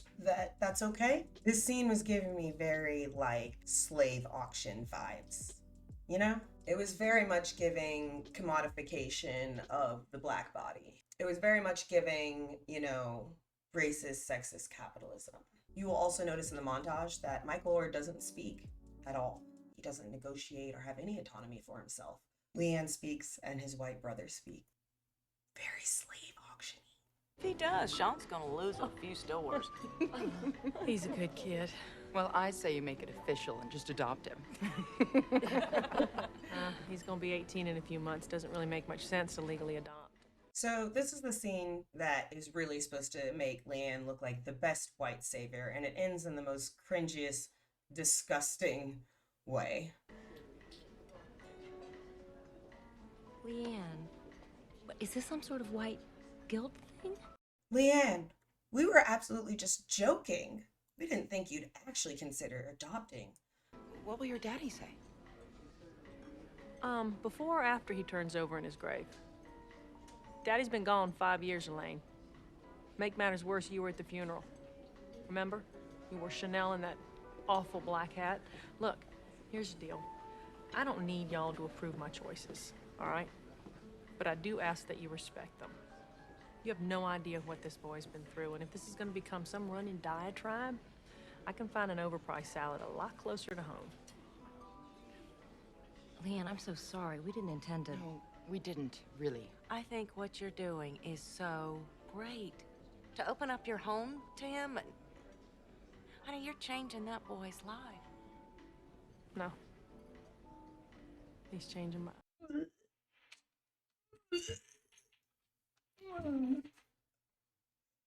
Excuse me, sorry. That scene was just so, disgusting. So again, here's a 1-minute clip to show everyone in this movie how big and strong and non-racist Leanne is, except Leanne can't continue that behavior outside of Michael, as we see in her interactions with black women in the movie. Also, this is not how this would go. You would not convince those ladies with a 3 little sentence power woman speech about how you can get a more expensive salad somewhere else. And then all of a sudden they'd be like, oh, okay, well now racism is over and you're right, you're just amazing. Now you do notice that the women did acknowledge her for like, oh, it's such a great thing that you're doing. And that is what those white women are looking for. That is the Princess Diana syndrome. I'm gonna save all the Summer workout sheet. Now first it says to warm up and get loose. Well, go ahead, get loose. Are you loose? Okay, next it's 5 100-yard runs to stretch out your legs. Now I want you to notice, I'm pretty sure at 17, having been an athlete, I could probably work out by myself. So I don't know what the intention was of having this little white boy be the slave master driver of football. It's also very interesting watching these clips back, given what is going on in the NFL right now, which is a lawsuit about how the NFL is ran like a plantation. Just wanted to give you that context as we watch the rest of this clip. We'll just go home and play some video games. Look, everybody at Wingate is expecting you to be a star football player. You don't want to let them down, do you? Commodification. What about Dad and Mom? Because you see, in our family, everyone's an athlete. Dad was a basketball star. Collins plays volleyball and runs track. And me, well, as you know, I do it all. And Mom, well, Mom was a cheerleader, which doesn't exactly count, but don't tell her I said that. Okay?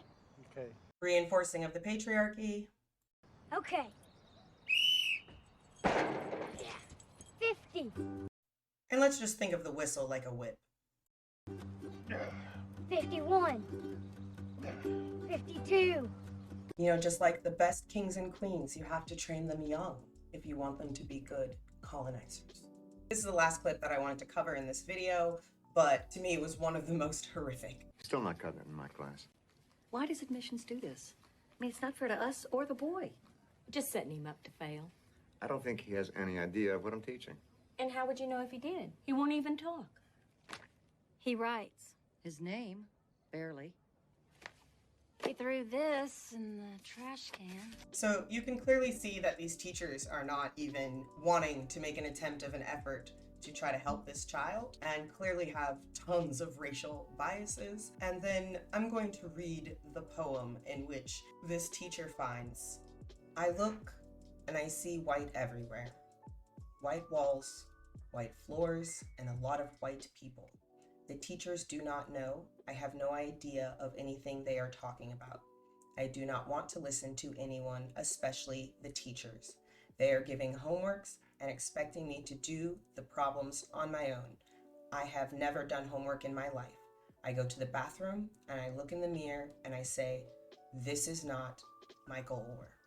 Yeah, I think that pretty much sums up how Black children feel when they are in white homes, transracial homes, or mixed families, that they don't know who they are.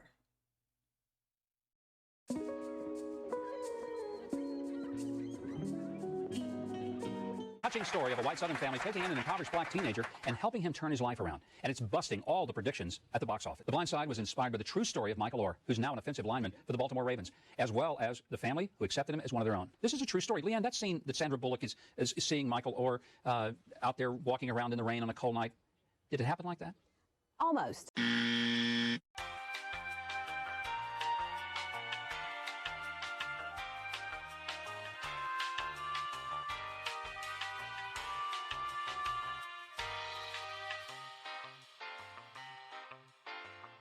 But it was not to go straight to our house that night. And we gave him a ride back to a bus stop. What happened inside of Leanne Toohey when you saw this great big guy out there walking around by himself? Great big guy out. Great big guy out.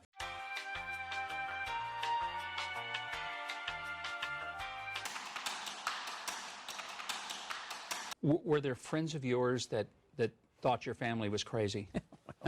I'm sure there was. But they weren't vocal about it. They never said anything. No, my friends never. I mean, it may have been for fear that Michael, you know, would kill them. Yeah. But, you know, would kill them. Yeah. You know, would kill them. Yeah. It obviously played an important role in the compassion that you had for Michael when you first began to know him and invited him into your home. Did you ever think about, gosh, what if there's a risk involved here, the vulnerabilities? Was that ever a part of consideration? He brought so much to us so quickly that we just wanted more of it.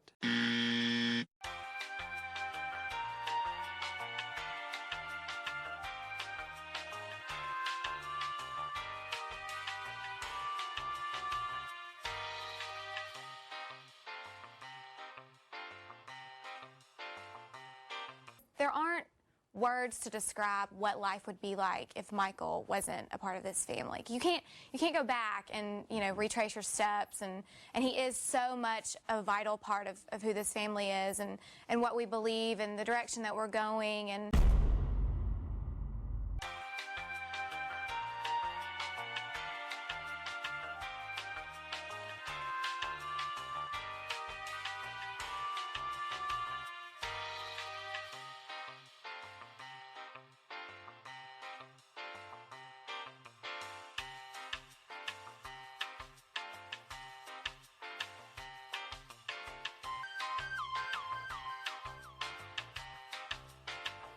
Leanne, I think that you and Sean and Collins and SJ have all given the country something to celebrate at Christmas time, and that's the gift of love. You have loved somebody unconditionally and unexpectedly. You as a person are having a tremendous impact in your family on the rest of America in a powerful way. And I want to say thank you, and thank you for opening yourself up to all of us and giving us a chance to know. No, please, no more, no more. Some lovely people. Thank you very much. Well, thank you, and I hope that people will be inspired to be more like the Toohey family. I really do. God bless you. Well, thank you. There's a lot of Michael Ohers, and you know, just you look around. I mean, there's so many kids that are very quickly could fall through the cracks, and there's a lot of Michael Ohers out there. So, you know, hopefully we can do something to keep that from happening. And let's hope there's a lot of more Leanne Tooheys.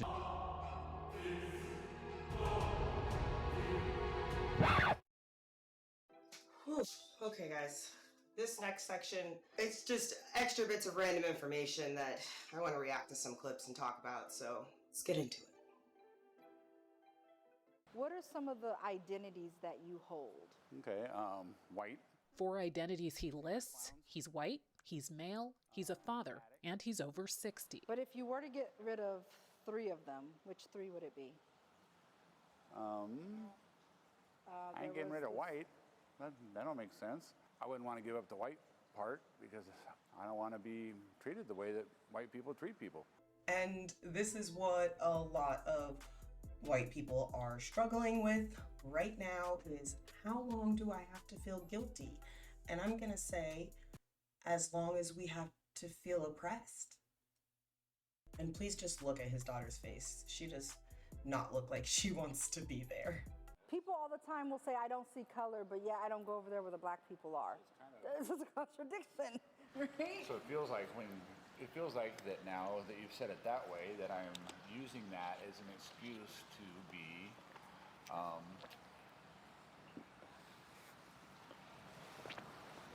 racist, I guess, because it just feels like everything is white people suck. You know what I mean? I can't be alone in thinking that.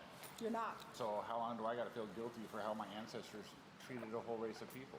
I also really wish that counselors, diversity educators, coaches would stop saying that the work is not going to be done in white people's lifetime, because that is an excuse for white people to go, oh, good, I have to do some work, but I don't actually have to really change anything. Equitable access to housing, health care, education.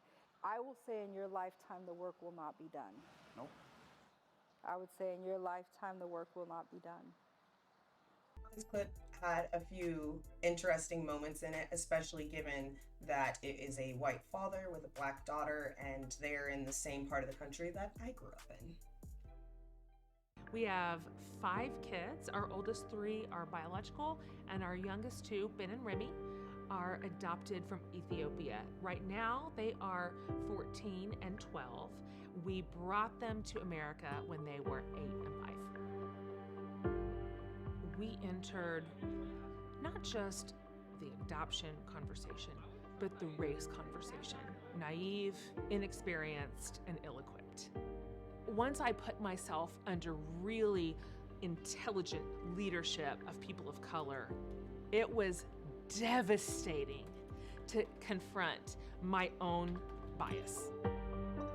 And we began to discover a racial America that we just had the luxury to not see before. We didn't have to. We're kind of the center of the bullseye on privilege. We are white, we are straight, we are married, we are pastors, we're upper middle class. So we just had the luxury of not having to care. In so many of the clips of white parents who adopted children of color that I watched, there's this continuous admission that they were ill-equipped when they adopted children of color. Like, they didn't really know what they were signing up for. And I would just suggest, when we are talking about a whole ass human being's life, that maybe you make sure you are well equipped first.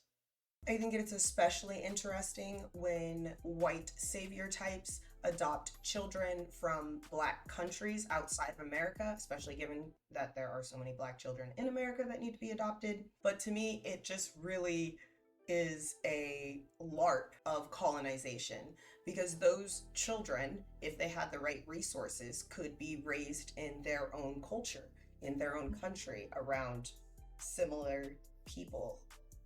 And what these white parents think they are doing is saving them from a life of poverty, but also they are completely disconnecting them from their culture.